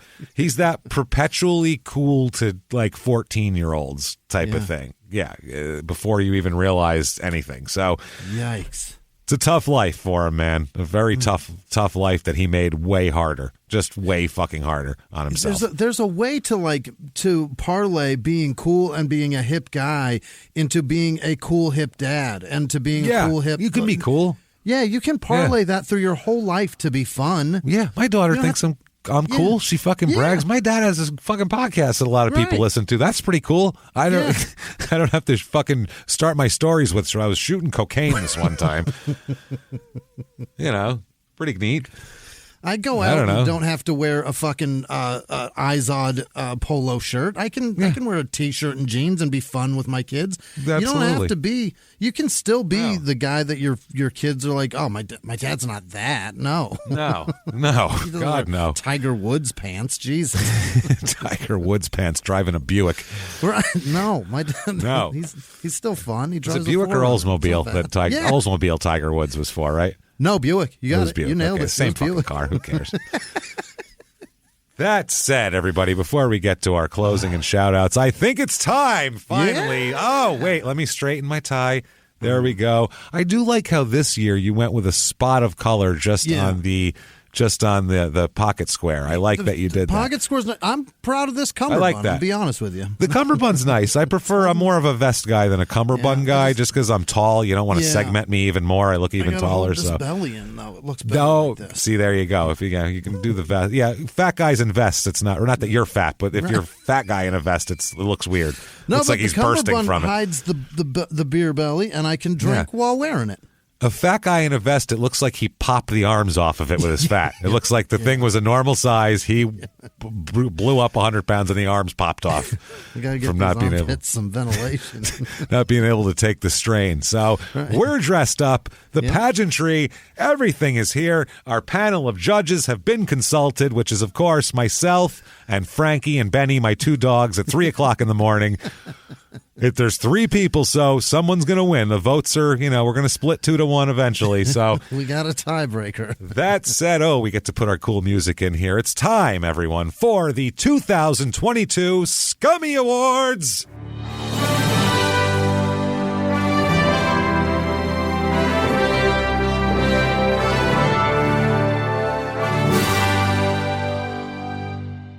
The Scummy Awards. It's a day.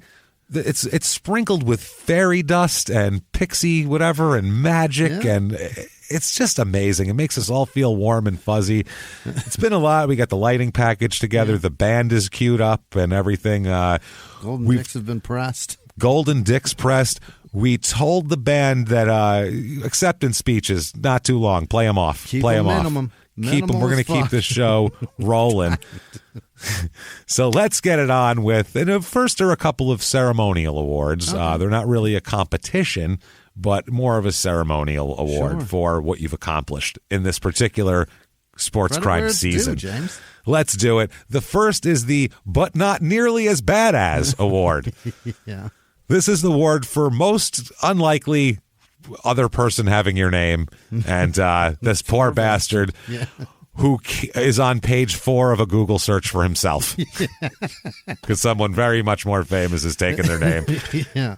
It's very difficult to be. Somebody much more famous for doing horrible things. Oh, absolutely. Yeah, that's oh shit. And they look you up and if someone when they look you up has to scroll past the 3rd page and only seeing bad things, they're just not going to bother. They're going to assume that you're that person and say fuck you. That's the way it works. You are not hired. This year, very exciting. For the first time, we have a tie. It's a tie. Yeah? It is a tie it's a 3-way tie between 3 men. We have pick somebody different. 2 people, 2 different names, 3 different men. First, we have Yuri Bulba, Yuri Bubla, the managing marketing specialist KFC, I guess, in Prague. So I know there's Kentucky Fried Chicken in Prague, and Yuri Bulba, CEO of V. Spolenkanosti Image CZ, also in Prague. Okay. And it's a tie with Jos Verstappen, senior software designer at ICT in Eindhoven, Brabant, Netherlands. Hey. That's what it says on his thing. He went to Thermo Fisher Scientific School. And he does some science shit. There you go. So, or does bad things. Or does bad things. Now, for our next ceremonial award, we are going to do a winner and then the runner-up, because there's two contenders. One person's clearly the winner, and then there's another person that I feel like has done enough this year that they deserve a mention in the awards, at least just a mention. Some recognition. Some honor, really. Yeah. We need to sprinkle some honor upon them. So this is the Golden Gilretha Award. Oh, my favorite. This is, of course, an award for the woman most propping up a man. This is named after Gilretha, Carlton Dotson's mom, who went to great lengths to say that her son did not behead a man and kill him and bury him in the woods in the desert in fucking Texas. In Texas? Baylor. Yeah. This year, usually it's a wife a lot of times. We've had our winners have been Shayna Mayfield in the past, Jeremy Mayfield's wife. And wives have come real strong in this one. In this one, though, it's a blowout. It's a sweep for Eileen Fryer, Irving Fryer's mom. Not only does she have her son's back when he commits other crimes, cocaine, things like that, any crime, but she actually participated in and was busted in his largest scale crime of all. A financial fraud where she ended up losing her house and everything that she owned too while Irving went on. The two of them decided to get some scamming going.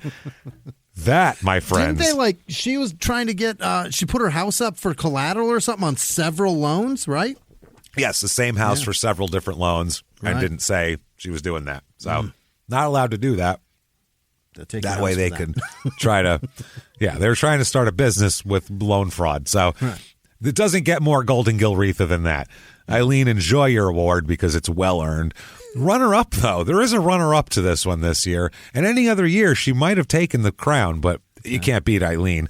Judy Bagwell, Marcus Buff Bagwell's mom. Oh, yes. Yeah. Not only participated in wrestling, actually called in to work at a professional wrestling organization, sick for Marcus, he's in fourth grade. Argued with wrestlers about how good Marcus was. Really embarrassing shit. She's a mess. Any other year, she's taken the crown. Shaved his balls for him. And shaved his balls for him. Right. Shaving a man's balls for him will get you the Golden Gilretha Award as a mom. Especially if it's your son. Yeah. Well, that's why I had to mention her, because really any other year she wins it in a landslide. Yeah. It's all Judy Bagwell, but you can't beat someone actually committing crime with their son. That's I'm sorry. If she shaved his balls while he did horrible things, then that would have been amazing. Yeah. So the next up, one of my favorites here, and there is a new award this year as well. I should add one or two new awards every year just to spice it up a bit. We should do an in memoriam one year. We should actually. Bells ringing, ding, ding, like at wrestling. This is the Skip Bayless Award for the biggest liar in all of sports. In all of sports crime, Skip Bayless Award, very prestigious. It means you are the biggest piece of shit of that calendar year. It's a lot. It says a lot. It really does. It's not taken lightly by the panel. I told Frankie and Benny, this is a big one, guys. Buckle the fuck up. Information, you fraud. You're a fraud. First up, Rosie Ruiz. If you remember her, oh boy, pretended to win the New York Marathon. That's a big deal. Just ran in and was like, lie. Boy, am I tired. Boy, I just ran 26 miles. I'm tired. Lied about 26 feet. 26. Yeah, no, that's about what she did. She was hanging out in a bar in the middle of it. Then committed more fraud based on pretending to have another different identity than that even. Yeah. Then the most honest thing this person did was actually sell cocaine. The cocaine was actually cocaine as part of an all-woman cocaine ring. So that's a close one. That's going to be hard to beat. Pretty good. Next up is Charles Wolzman Sr., who, the race car driver, he lied about where his money came from in order to have a racing team. Right. He used a flower shop as a front for a cocaine ring to then use that to parlay into racing. So he lied on 3 layers. He did meta lying, a multi-layered lie. And finally, Julio Lugo. This guy just pissed me off, man. I really was mad at this asshole. He beats his wife at his fucking job. Right. At his job, his wife leaves, pulls off the side of the road, all this bullshit. Then he denies the obvious with a straight face. Then they get her to lie about it in court, even though the day up to and including the day before the trial, her story never wavered one fucking bit about what he did and all the physical evidence matched up to. You fucking lying twat. It's almost like money changes everything. Almost. Weird, right? Winner here, Rosie Ruiz has to be. She does. She wins it, definitely, everybody. Crazy. She lied about everything. At least Julio Lugo was actually married and actually played baseball. Like, she lied about everything. Her name was an athlete. No, her name was Rosie. Is the only fucking thing that was true about her. Too fat of an ass to be a runner. We already know that's that. What that guy said. That's right. I looked at her. I was like, Jesus, her ass is way too fat to be a runner. That was That's really not a weird. runner's ass. So, Rosie Ruiz, congratulations, Rosie. Very good. Wow, the panel, good choices so far. They're really doing on their game this year. Yeah, not bad. Next up, one of my favorites, most apt nickname. Yeah. So best nickname going here. It's pretty self-explanatory. We got a few of them that are pretty good this year. Bernard Looney Tune, if you remember him. Good. That's really good. Yeah, Looney is his nickname. Kept getting arrested for doing loony shit. Like... repeatedly got arrested for the exact same crime. And I'm talking the exact same crime, stealing radios out of Audis, only Audis, in hotel parking lots. Puzzling behavior that Looney describes perfectly, I feel like. Perfectly. Next up, David Skywalker Thompson. Yeah.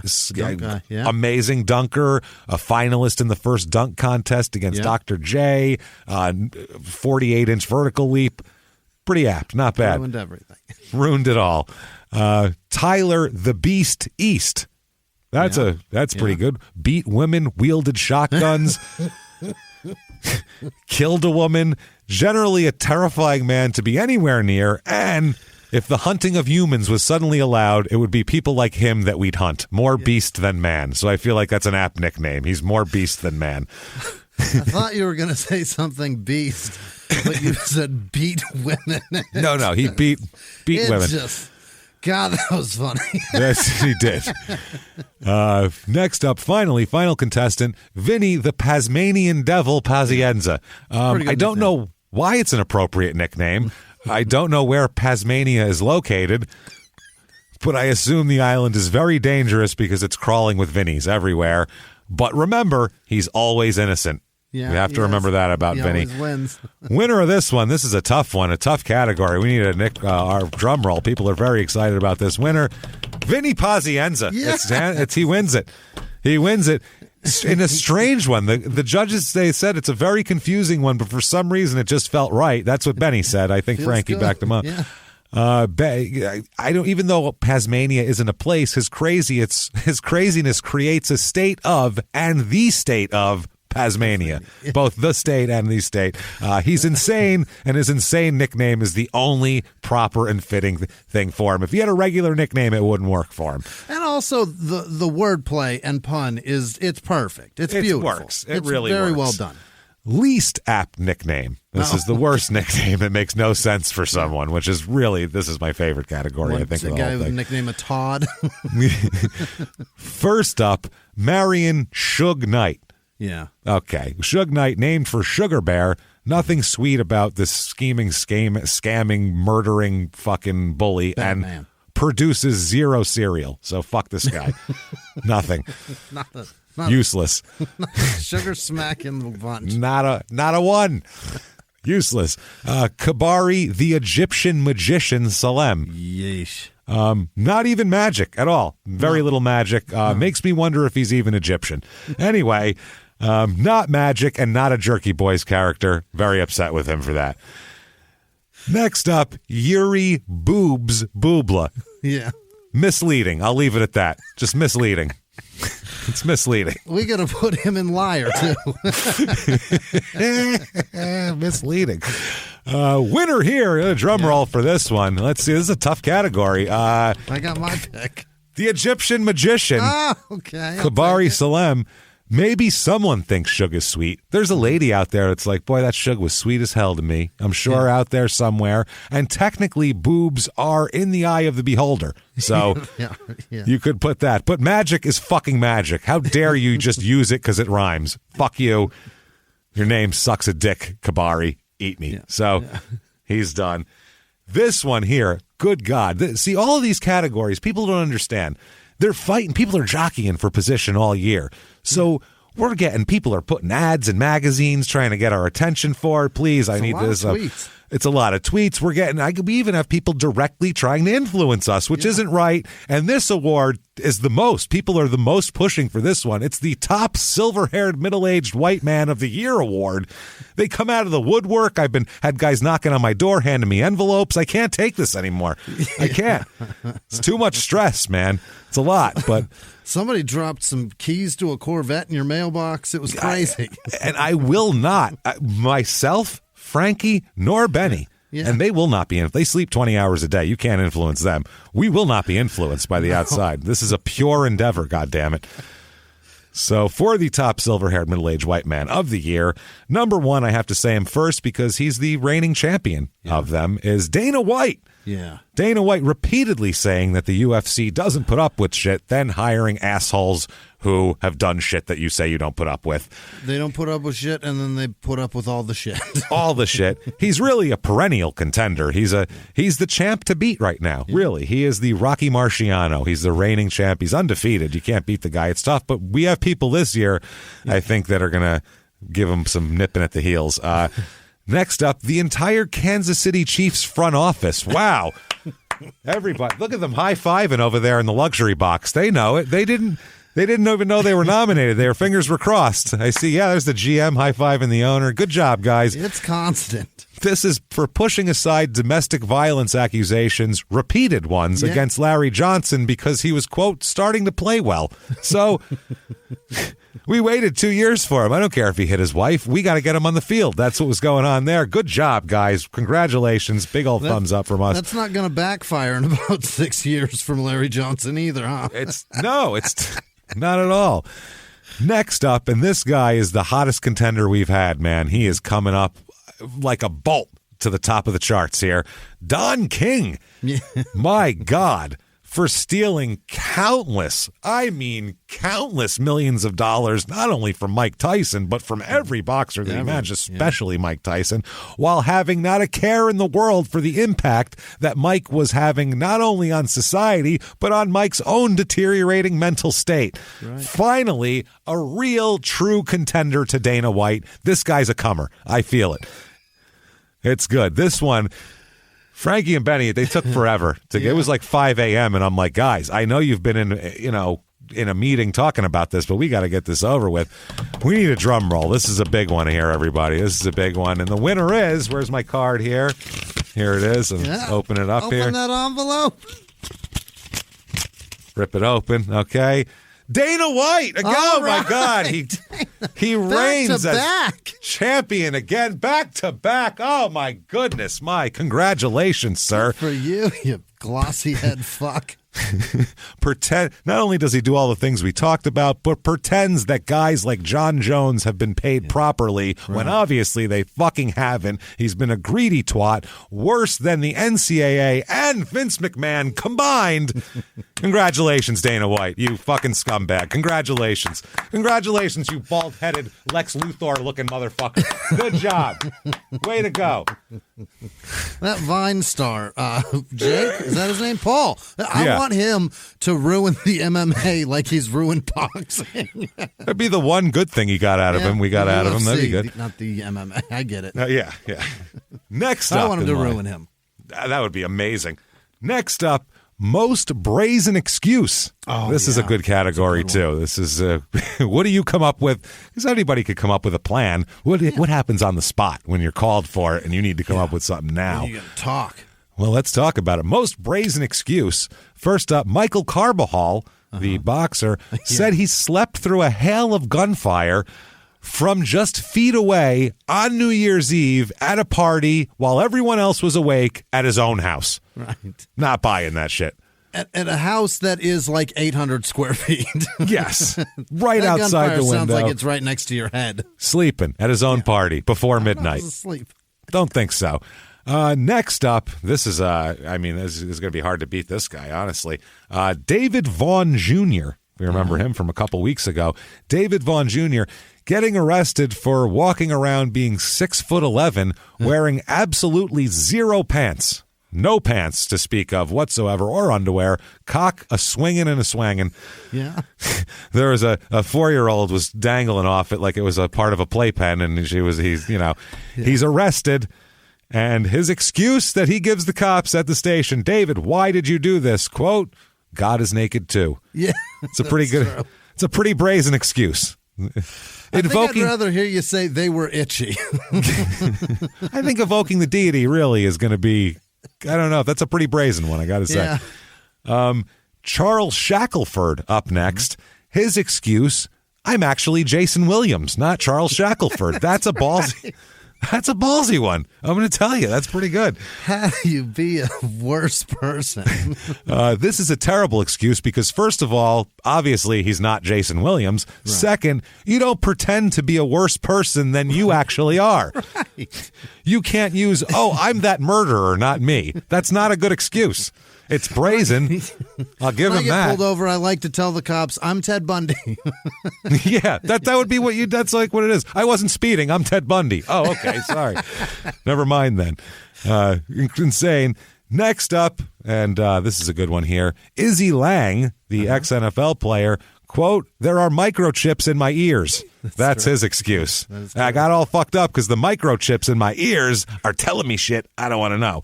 So, even so, unless he can prove these said microchips have a programmable quality that can cause him to commit crime at a rapid rate, not interested. So, winner of this one, very prestigious award. This is kind of the most batshit one going.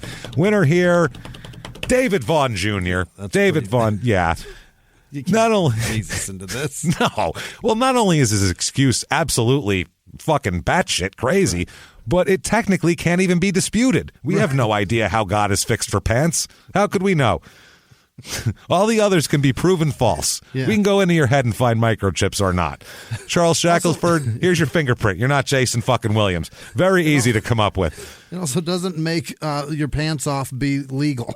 That's the other thing. Well, I mean, if God can do it. Carbajal witnesses said you were right there. All three of those things, we can't dispute. God is naked too. It's a good excuse. That's all I'm going to say.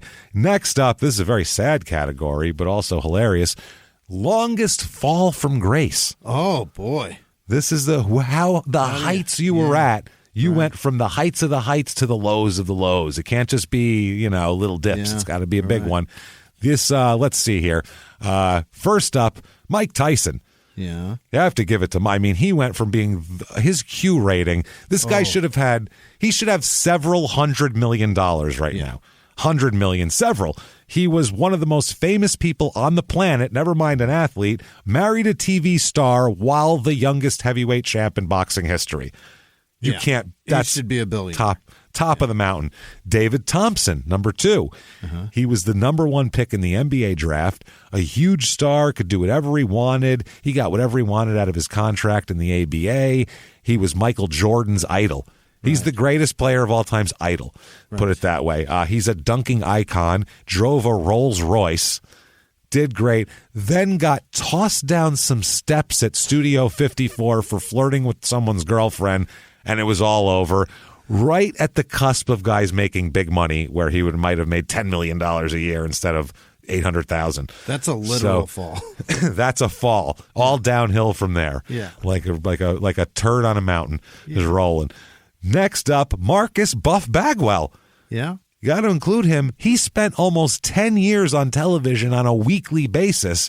Yeah. He has more TV time in the 90s than Seinfeld. I shit you not. He was on TV he was in WCW in 1990 right till they fucking went off the air in 2001. He was on constantly. Women loved him. Big, strong, cool, dumb hat. Yeah. That's all these things in the 90s. Went from all of that to having to do indie wrestling and doing bad cameo videos with weird teeth. Things have gotten bad. And like an OnlyFans or something. No, webpage Jesus. Gigolo shit. No, that's just sad. That's too far. That's too far. And last contestant, Marion Suge Knight. I mean, good God. He was the arbiter of street cool. You know what I mean? I mean, he had several of the top-selling acts on death row. If you just got someone on death row, that's a gold record now. Yeah. Because Suge blessed it. He had people beaten at will.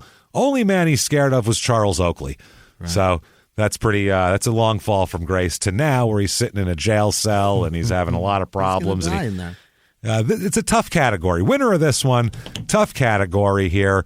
Buff is so pathetic, okay, first of all, that his fall seems to be the biggest, but Suge went from being the coolest guy on earth to being in prison and then shooting himself for attention at that party that one time, too. Right. David is the saddest story, David Thompson, because of what could have been. But Tyson is really the fall, everybody. It's Mike Tyson. He's the winner, obviously, hands down. Yeah. He could and should have been the all-time heavyweight icon forever. Yeah. He should have been George Foreman, but with even more money, as if he played his cards right. And instead, he's a fucking mess. And you see, he's been on and off and doing things. Now he looks great, though. He's got big bags of weed I saw him posing with. Yeah, but he's doing great now. But that fall to prison cell for several years is not good. When he should have $500 million in his fucking pocket. So. Right in the sweet spot of a boxing career, he's in prison. His biggest fight was signed with Holyfield. He's going to make a fortune. Next up, another. This category. They come from the four corners of the earth to fight for this one, Jimmy. The Cracked Egg Award for the most brain damage accumulated. This is a tough. They come from everywhere. They put their bids in. Ronnie Yoke. Ronnie Yoke. First up, Izzy Lang. For thinking that microchips in his ears are causing his criminal proclivities. That's not good. Jeff Gaylord, football player and wrestler, repeatedly robbed banks thinking he would get away with it. Just the same guy robbing banks, so that's not very smart. I feel like there's a lot of head trauma there. Yeah. Larry Johnson, running back for the Chiefs. Putting his temper aside, his proclivity to beat women and threaten them with broken vodka bottles is even overshadowed by his spreading of the craziest, most batshit conspiracy theories known to man or beast. He's stark raving batshit and ready for the 2020s, everybody. I think he might be the guy. Tony Demers, another one, Torpedo Tony, hockey player, killed a woman, carried her into the hospital and said, "Don't worry, I'll pay for the bills," and then left. That's ballsy. Yeah. I don't think someone with a functioning brain would choose that as their dismount. Here's a woman I killed. I'll pay the hospital bills. Have a good one. Drinks on me. Drinks on me. Next up, this is a surprise one. The judges were very surprised that the panel put this in here. Terrell Suggs, T-Sizzle, for thinking that he doesn't have any brain damage after a 15-plus year career in the NFL. You know what that tells me? Defense. A lot of brain damage. On the line, rushing, where offensive linemen try to butt you in the head and smack you. Fuck are you talking about? Where running backs' knees drill into your helmet while you try to tackle them low. For claiming he doesn't have brain damage. That is wild. Winner of this category, again, very difficult category. The judges had a hard time. A lot of brain damage here. Everybody's solid examples. Everybody's frontal lobes are disintegrated. So it's really, splitting hairs. But I'm going to have to, the panel gives it to everybody, Larry Johnson. It's got to be Larry Johnson. The level of crazy that he has become can only be achieved through serious brain injuries. And I feel like he's the man to take this title into the 2020s. At Chipotle, James, when they offer him guac, he says, "No thanks, I have a frontal lobe." Yeah, that's okay. I got plenty.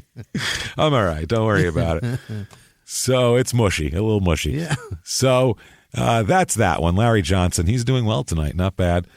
Next up, this is an honorary award. We stick it in. This is a feel-good award. After we put it in after brain damage to make us feel a little bit better. This is the Mandy Maloon Award. Oh, yes. For actually not only turning your entire life around, but turning it around to the point where you are positively contributing to society in a very valuable way that people should look up to you for. You actually are doing this. Mandy Maloon exemplifies this. Yeah. And this year, she's going to hand this award over to a very deserving man. Karan Butler is going to get it this year. Karan Butler, past his horrible teenage crime sprees and all that, he really, really turned into a peacemaker and a nice guy and a good person, and he does a ton of stuff does nice things for kids, has smart shit to say. He's a good guy, and NBA players coming in should listen to him. A man messaged me who rode his bike in D.C. while he was overweight, and to get slim, he rode his bike to give himself some exercise. Pulled up to a stop sign. Karan Butler pulled up next to him and rolled down his window and said, "Keep going, big man, I believe in you," and drove off. That's how he is. That's good Karan guy. Butler. Good for Actions you, like that earn you the Mandy Maloon Award. You bet. Good for you. Next up, these are the last couple here. I think there's 3 left. Most likely to have a second Crime and Sports episode. Okay. These are people that we're not done with them yet. They could, I feel like they're in the prime of their crime careers. There's so much going on. First up, John Bones Jones, everybody. That's for sure. Yeah. I think he's got a lot left in the tank, both in and out of the octagon. I think he's got a lot.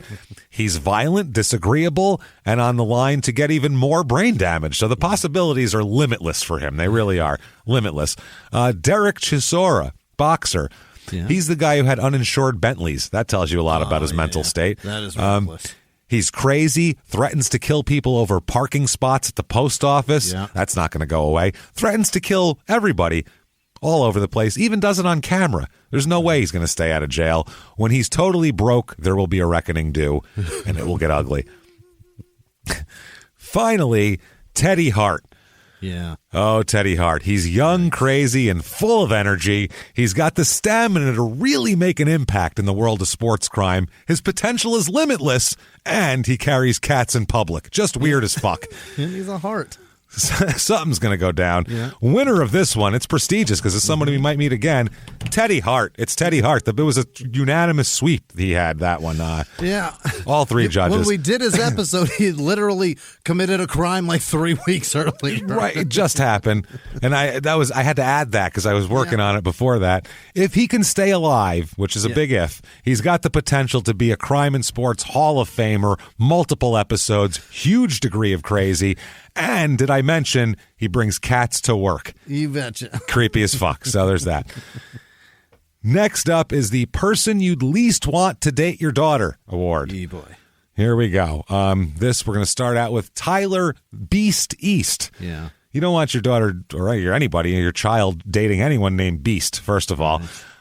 Beat and shot his girlfriend, then drug her out in the front lawn of their trailer only to be shot by a neighbor. Right. So he's no threat now, but still not a good guy.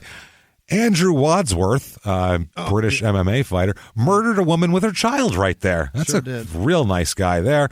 Buff Bagwell, that's just embarrassing. Nobody wants Buff Bagwell coming over to Christmas dinner with his top hat and his teeth. Him son. No, that's just embarrassing. There's a couple more. There's extra contenders on this one. Next up, Willie Cannon Shannon as well, the boxer, rapist, also kidnapped a woman, held her ransom from her family, then murdered her and threw her off a bridge. Very, very nice guy. That's who you want. And finally, Steve Gatorwolf, the wrestler, the jobber, because he'd molest any kids that were around, so you wouldn't want him. That would be bad. Winner here, this was a tough one. We had to do 4 or 5 revotes. It was really hard. Andrew Wadsworth is the winner, British MMA fighter. The lack of self-control needed to kill a woman with her child in the room makes him the most dangerous person out there and a terrible candidate to be anyone's son-in-law. Congratulations. Your daughter in front of your grandchildren. In front of your grandchildren. And then he might tell you about it, too. Right.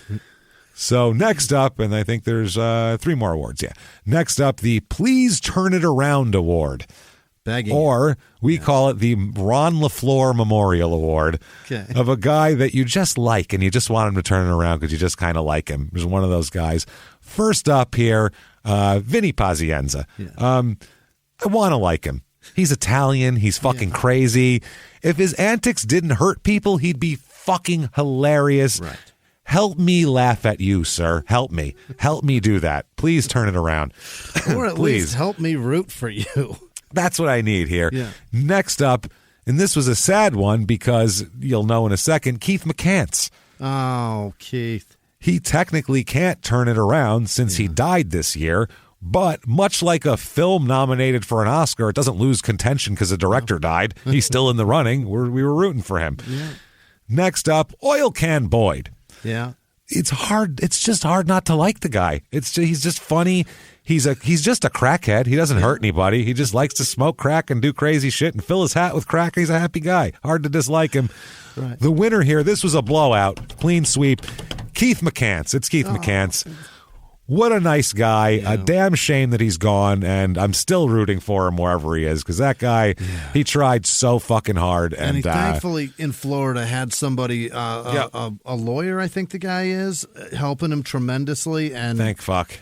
Poor Keith, his body just couldn't take it. And it was just so heartbreaking. Wish he was still here, especially to get that award. Rooting on you. Keith would have been proud of that award, by the way. He would have said, fuck, thanks, guys, because he was cool like that. Appreciate you rooting for me. Now, next up is an award that we had that I've taken down because it's been, we have to come up with a new honoree for it. This was the Lenny Dykstra I'm Good Now award. It was the award for getting the fact that you did dumb shit and even having a sense of humor about it. Yeah. But we have to start a new award because as much as Lenny gets that people are going to laugh at him, he's taken it to a whole new level of lunacy with these conspiracy theories and this crazy shit he's talking about. No one wants that award now. That award is, he would say it's got radio signals in it and it's going to give you 5G, and we can't. So instead, we are going to move on to a new award this season. All right. It's a new one, very prestigious award, the Worst Father Award. This is important, I feel like. We've never touched on how bad they are with their kids. The Worst Father Award. Up first, Jos Verstappen. Mm-hmm. If you remember, used his son as a racing pawn, which is fine. And Max is a champion now. That's great. But the way he did it was a little iffy. Left him at a gas, to say the least. A little bit. Left him at a gas station for not racing as well as he would have liked him to. Made him walk. A host of parental weird issues and shit. Not cool. Next up, Kabari, the Egyptian magician Salem, killed his daughter and dumped her body on the side of the road for defying him. That's not a good father at all. Next up, Jerry the King Lawler, also a terrible father. You know you're a terrible father when your son has had an episode before you. That's how you know you're a bad father. But Jerry the King here treated Brian like a second-class citizen. Mm-hmm. Everyone said, all the wrestlers said, treated him like shit, made him do things he wouldn't have made other wrestlers do, and also walked in on him having something shoved up his ass and was fine with it as people were, attacking him like that. So there's that. Not a good dad, but winner, it's not even close, babe. No. In a blowout, Kabari Salem. That's the most disgusting thing you can do. He really took it the extra mile, I feel like. Not just causing damage that needed to be dealt with in the future, but making it so there was literally no future whatsoever for his child. Irreparable. Not just causing psychological damage, causing it all. Kabari, you ran away with that one. He's cleaning up tonight, Kabari. He's got 2 awards so far. Most likely to find and kill me. This is a good award. I like this award. Most likely. First up, Larry Johnson. Yeah. He could confuse me for the leader of like a one-world government shadow group that uses halftime Super Bowl shows to beam out secret messages to the Illuminati, and he sends out plans to implant tracking devices on all ex-NFL running backs. He could think I'm in charge of that. Yeah, it's because you're a lizard person, James. It could happen. You never know. Next up, Marion Suge Knight. Yeah. Doesn't take kindly to jokes. Doesn't like get out to do it. No, doesn't like to get made fun of a lot, especially if they're at his expense. Also has a large network of people to do such things, but luckily, I think he might have bigger things to worry about, so we could be safe.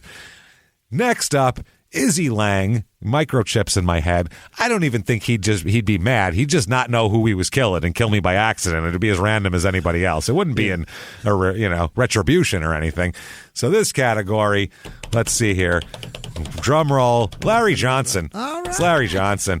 Anyone who can believe the crazy shit that he believes is capable of literally anything. I put nothing past his crazy fucking ass. Mm-hmm. Next up's the big one, everybody. Scumbag of the Year. It's the one we've all been waiting for. People have been jockeying for position all year. We get a couple extra contestants in this category. We're loaded up. Everyone needs to calm down. People are chewing their fingernails, very nervous. We got to straighten our bow ties for this one.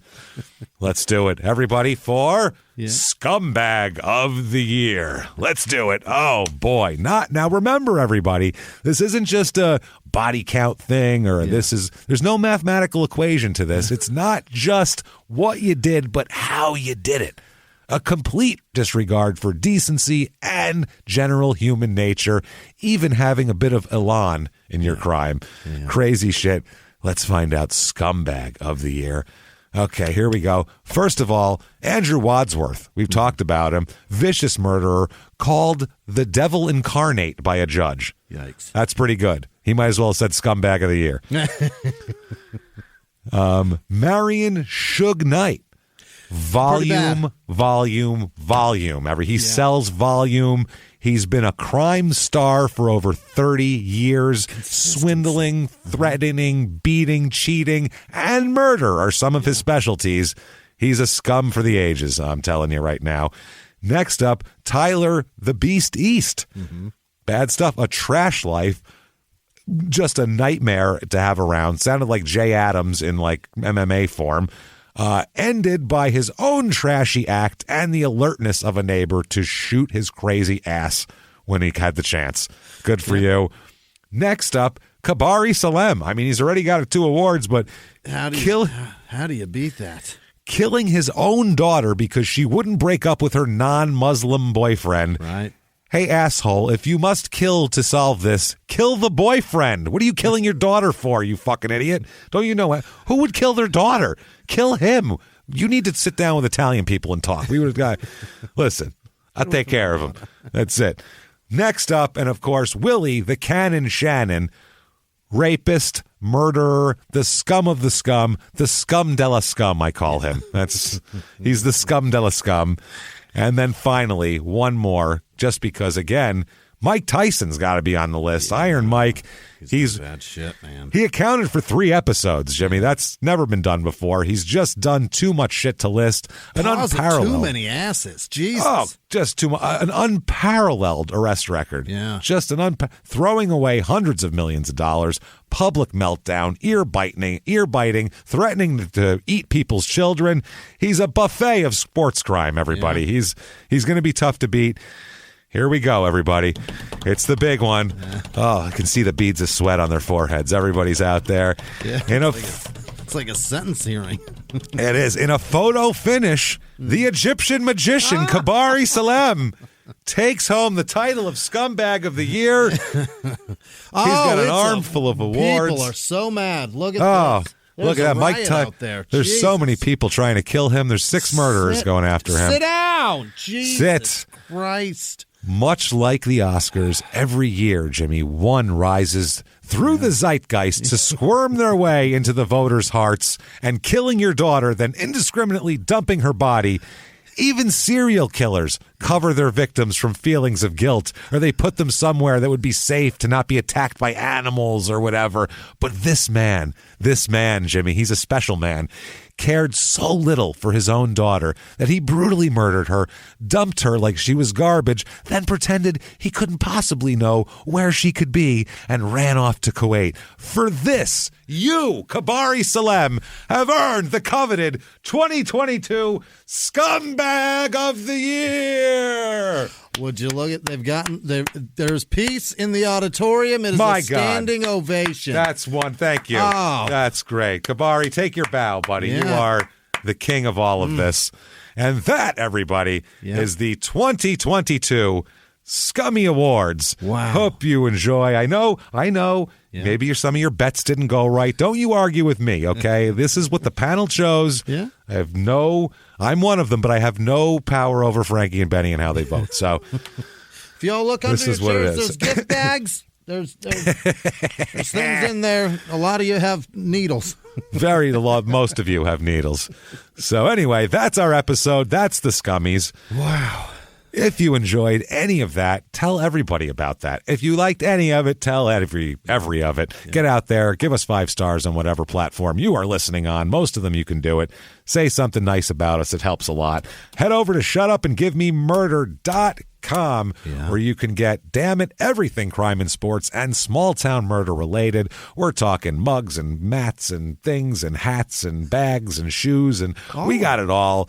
Cool stuff. New merchandise is up this week, I know, so check that out. Get everything there. Get your tickets to live shows all throughout 2022. Next month in March, we are going to be coming up in a couple weeks here. We're going to be in 3 damn weeks away. Minneapolis, Chicago. and Chicago, which is going to be fun. 2 weeks. February short month. Is it so? 2.5? Not 2.5 weeks. So we can't wait for that and all the other live shows. So check all that out. Follow us on social media at Crime and Sports on Twitter and Facebook, at Small Town Murder on Instagram, where you can get updates for everything. And finally, Patreon, man. Patreon.com/Crime and Sports. Such good stuff. And with us, anybody $5 or above, you get access to everything that we put out. No, these tiers, $5, you get it all. Crime and sports bonus and small town murder bonus, and you'll like it all. Trust us here. And you get a shout out at the end of the show here, like we're going to do in a second. Good stuff. But this week's bonus episode, something special that you're going to want to check out. First of all, for crime and sports, it's all failure. Failure is where we thrive, and this week it's a feast of failure with bad contracts. Stupid idea to give them the contract. Stupid idea. Person couldn't live up to it. Funny shit all around. How dumb are teams? Find out. They signed John Konkak, so find that out there. And then for small town murders, funny and weird and sick and gross and crazy. Disgusting. We talked about the BTK killer in his own words from a book that it's pretty much his autobiography he wrote to an author through letters, describing some of A, how he came to this, and B, describing his murder, a particular murder in his own words. And it's really gross, but also strangely hilarious because we really hate the guy and go in on him hard. He gets a roasting, a not even good-natured roasting. So if you hate BTK Killer, you should definitely listen to this. And we take a different angle than most people do always. So check that out. Patreon.com/crime in sports. Jesus. And that'll get you all of that. If you just want to make a donation so you can get your shout out and have great karma, you can do that over at PayPal using our email address, crimeandsports@gmail.com. It's time, Jimmy. I need the people. Give me my favorite people. Hit me with them. I think I need them right now. This week's executive producers are Carrie Smith, Clay Thorson, and by the way, Clay is I can't say it enough. The donations that he sends to us sometimes are just mind-blowing. It's very, very kind of you, Clay. Thank you so much. Yeah, we feel that shit in our hearts, Clay. Yeah, thank you. It's amazing. That's and amazing. Jordan Bennett, Jordan consistently always. sending us. It's ridiculous. Thank you. So nice. Thank you for being so supportive and coming to all those shows, too. We really Hot Mess Jess, look at you. Thank you so much. You guys are some of the best people on earth, and we truly can't thank you enough. Other producers this week are Jory and Karen. They closed on their new house, James. Congratulations, you two. Congratulations. And Samantha Quigley, indeed. She wanted to, she sent another donation to let us know that Indeed is a Wire reference, and if we didn't catch that. Indeed. Oh, indeed. I know it. Hilarious. I was floored. Thank you. She wanted to make sure that we knew. Also, Ines Ruprecht in Germany. Thank you. Liz Vasquez, Corporal Carl Kirshner, James Martyr, Mitch Cumstain, Frank the South African birdwatcher whore. Hey, whore. And Frank the South African bird washer, obviously. Him, too. Of course. Mother Jefferson, Arnold Ziffel, Happy Hour in Muskogee, Oklahoma. Damon Stevens, Sean Flanagan, Shelley Roberts in Gun Barrel, Sarah Surridge, Keith Cole, Joey Pepperoni Nips. That's my favorite one of all. Sarah laughs at that every time. Joey Pepperoni Nips. He just thinks it's hilarious. I don't know why. It's so funny. Heidi Bayer, James Wildy, Janice Hill, Heather Hayes is going through it. Hang in there, Heather. Jesus Christ. Don't let that shit beat you. Matthew Webster, Marcel Destin, Lucy Kimball is selling those Girl Scout cookies. You can go to my Facebook page for the link. Slanging. Also, everybody that donated just to say happy birthday to me, you're unbelievable. Thank you. Thank you, everybody, for It's ridiculous what you guys do for us, but I want to make sure that you understand that means a lot to us. Fuck yeah, thank you. More producers, James. There's a lot. Chase McBride, Don Dodds. He donated both times on Patreon. Both, I imagine, one is for a wife or a significant other or a friend. Cool. Thank you. Got 2 Patreons, so thank you, Don. Shit, thank you so much. Will with no last name, James Stevens, Zachary Grothison, TJ Curry, Pamela Deneen, Chase with no last name, Owen Hill, Shannon Lansley, Telly with no last name, Derek Haberstack, Sari Mustaine, Pam Sears, Philip Brady, Isabel Mankey, Tiffany Sawatsky, Annalena Humberg, Lita Jackus.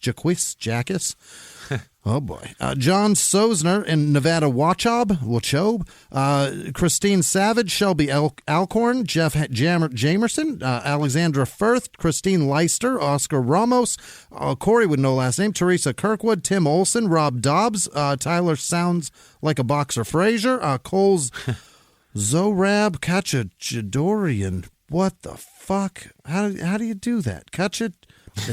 I'll never get it. We can sit here all day. Jenny Rourke, Dave Hawkridge, Molly Thorstenson, Dave Guisto, oh boy, Barp Daddy, what? Abigail Kazel Berger, Jeremiah Armstrong, Matthew Reed, William Inskeep, Stacy Lawrence, Susan West, Tim Fox, James Hunter, Michael Harstad, Don Jenkins, Michaela Kirk, Roma Romerica Rifkin, Kellen Y, Wendy Lynn Gregg, Yvette with no last name, Ryan with no last name, Silas Fielder, Lisa Morin, Shelby with no last name, Matt Hempel, Tom Tremblay, Jocko LaGrange. Pretty badass name. Andrew Theron, of course. And that's the real Andrew Theron. Our fucking man. We love Andrew Theron. He's coming next week to be the character, man, because we just dig him. I like him. Look out for Andrew Theron next week, swinging through a window near you. Joe Rodriguez, Bella L. Javon Apolinar, Jay Oliveris, Inanna Line, Lauren Clark, Sane Hugkimmer.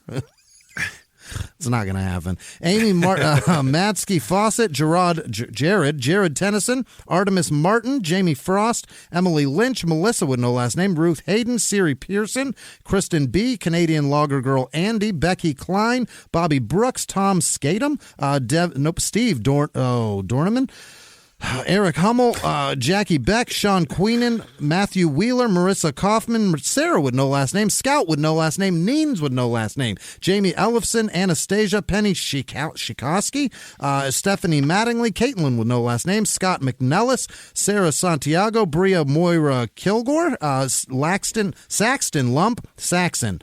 Ashley Peck, Bodie Van Reed, Brandon with no last name, CJ Willow, Torrigs, Matt with no last name, Jonathan Thomason, Mitchell with no last name, Sarah C., Jonathan Godette, Tammy Grubb, Crystal Osborne, Amy with no last name, Cody Eastock DePrima, Jeremy Draper, Jessica Odierno, Demon Lord Draco, Chad Haygood, Liza Dippenar, Randy Rhodes, Maya Rection, Mark 71, Joni Jensen, Yamzik, Lord of the Yams. Can't do. Stephanie R, Kate Ritchie, Bo Ewert, Tessa, I can't tell. Casey O'Daniel, like Pappy O'Daniels. Abigail Gulliver, Mike Williams, Amy Deans, David Johnson, George Raymond, Jordan Brown, Charles Nelson Riley. That's fantastic. Great. He's going to throw glitter everywhere. Smoke a cigarette. Joshua Reed, Maureen DeHaan, Rek A, Tito with no last name, Dave Wood, Tiana McDonald, Noah Downs, Shannon Eubanks. That's 2 fucking game shows. C. Wash Row Hawk. Shelby Owning, Dee Dee Van, I think, Austin Burrell, Eddie Escamilla, Paul Brady, Nick Taylor, Tyler Coolin, Delora Wilson, Jonathan Grogan, Roberta with no last name, Bryn with no last name, Dustin Delgros, Tavares Malone, James Buddha, Daniel Scott, Herbie, verse smells. Trying to get me to say her beaver smells, James. That's what that is. I can see that. I'm not going to do it, Herbie. I like when you catch them. You deal with it yourself. Are you happy? You proud of yourself? Sam Barry, Leah with no last name, Peter Vesey McCarthy, Justin Critcher, Gimpy Housewife Allie Allpress, and all of our patrons. You guys are fucking amazing. Thank you so much. Thank you so much, everybody, for all that you do for us. Honestly, we're blown away by it. Thank you, thank you, thank you. We hope you're enjoying everything we're putting out, all the bonus bonus shit and everything like that. Thank you for your love, your support, your money, your fucking time. We thank you for all of it. Your attention. We need attention, damn it. We're comedians. We do this because we didn't have the attention we desired as children. God damn it. Help us. On it.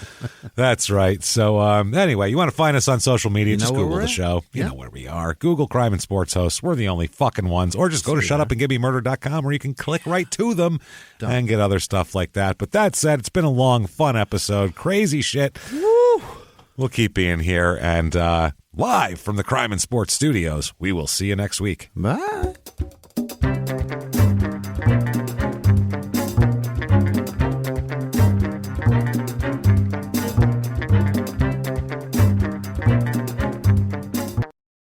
If you like crime and sports, you can listen early and ad-free now by joining Wondery Plus in the Wondery app or on Apple Podcasts. Prime members can listen early and ad-free on Amazon Music. Before you go, tell us about yourself by filling out a short survey at Wondery.com/survey. In the 1980s, a rosé swept the country. Hey, Mike, I really like this White Zinfandel. Well, good. Now put it down. We're going to try another one. White Zin became America's top-selling wine. But most don't know that this sweet drink has a sour history.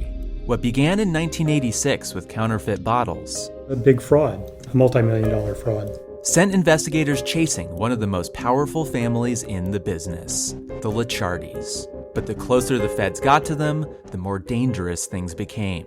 It's a story of deceit. At the time, I was paranoid.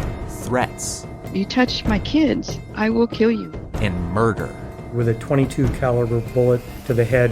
What started with a scheme to mislabel wine spilled into a blood-soaked battle for succession. Welcome to Bloodvines. You can binge listen to Bloodvines exclusively and ad-free on Wondery Plus. Join Wondery Plus in the Wondery app, Apple Podcasts, or Spotify.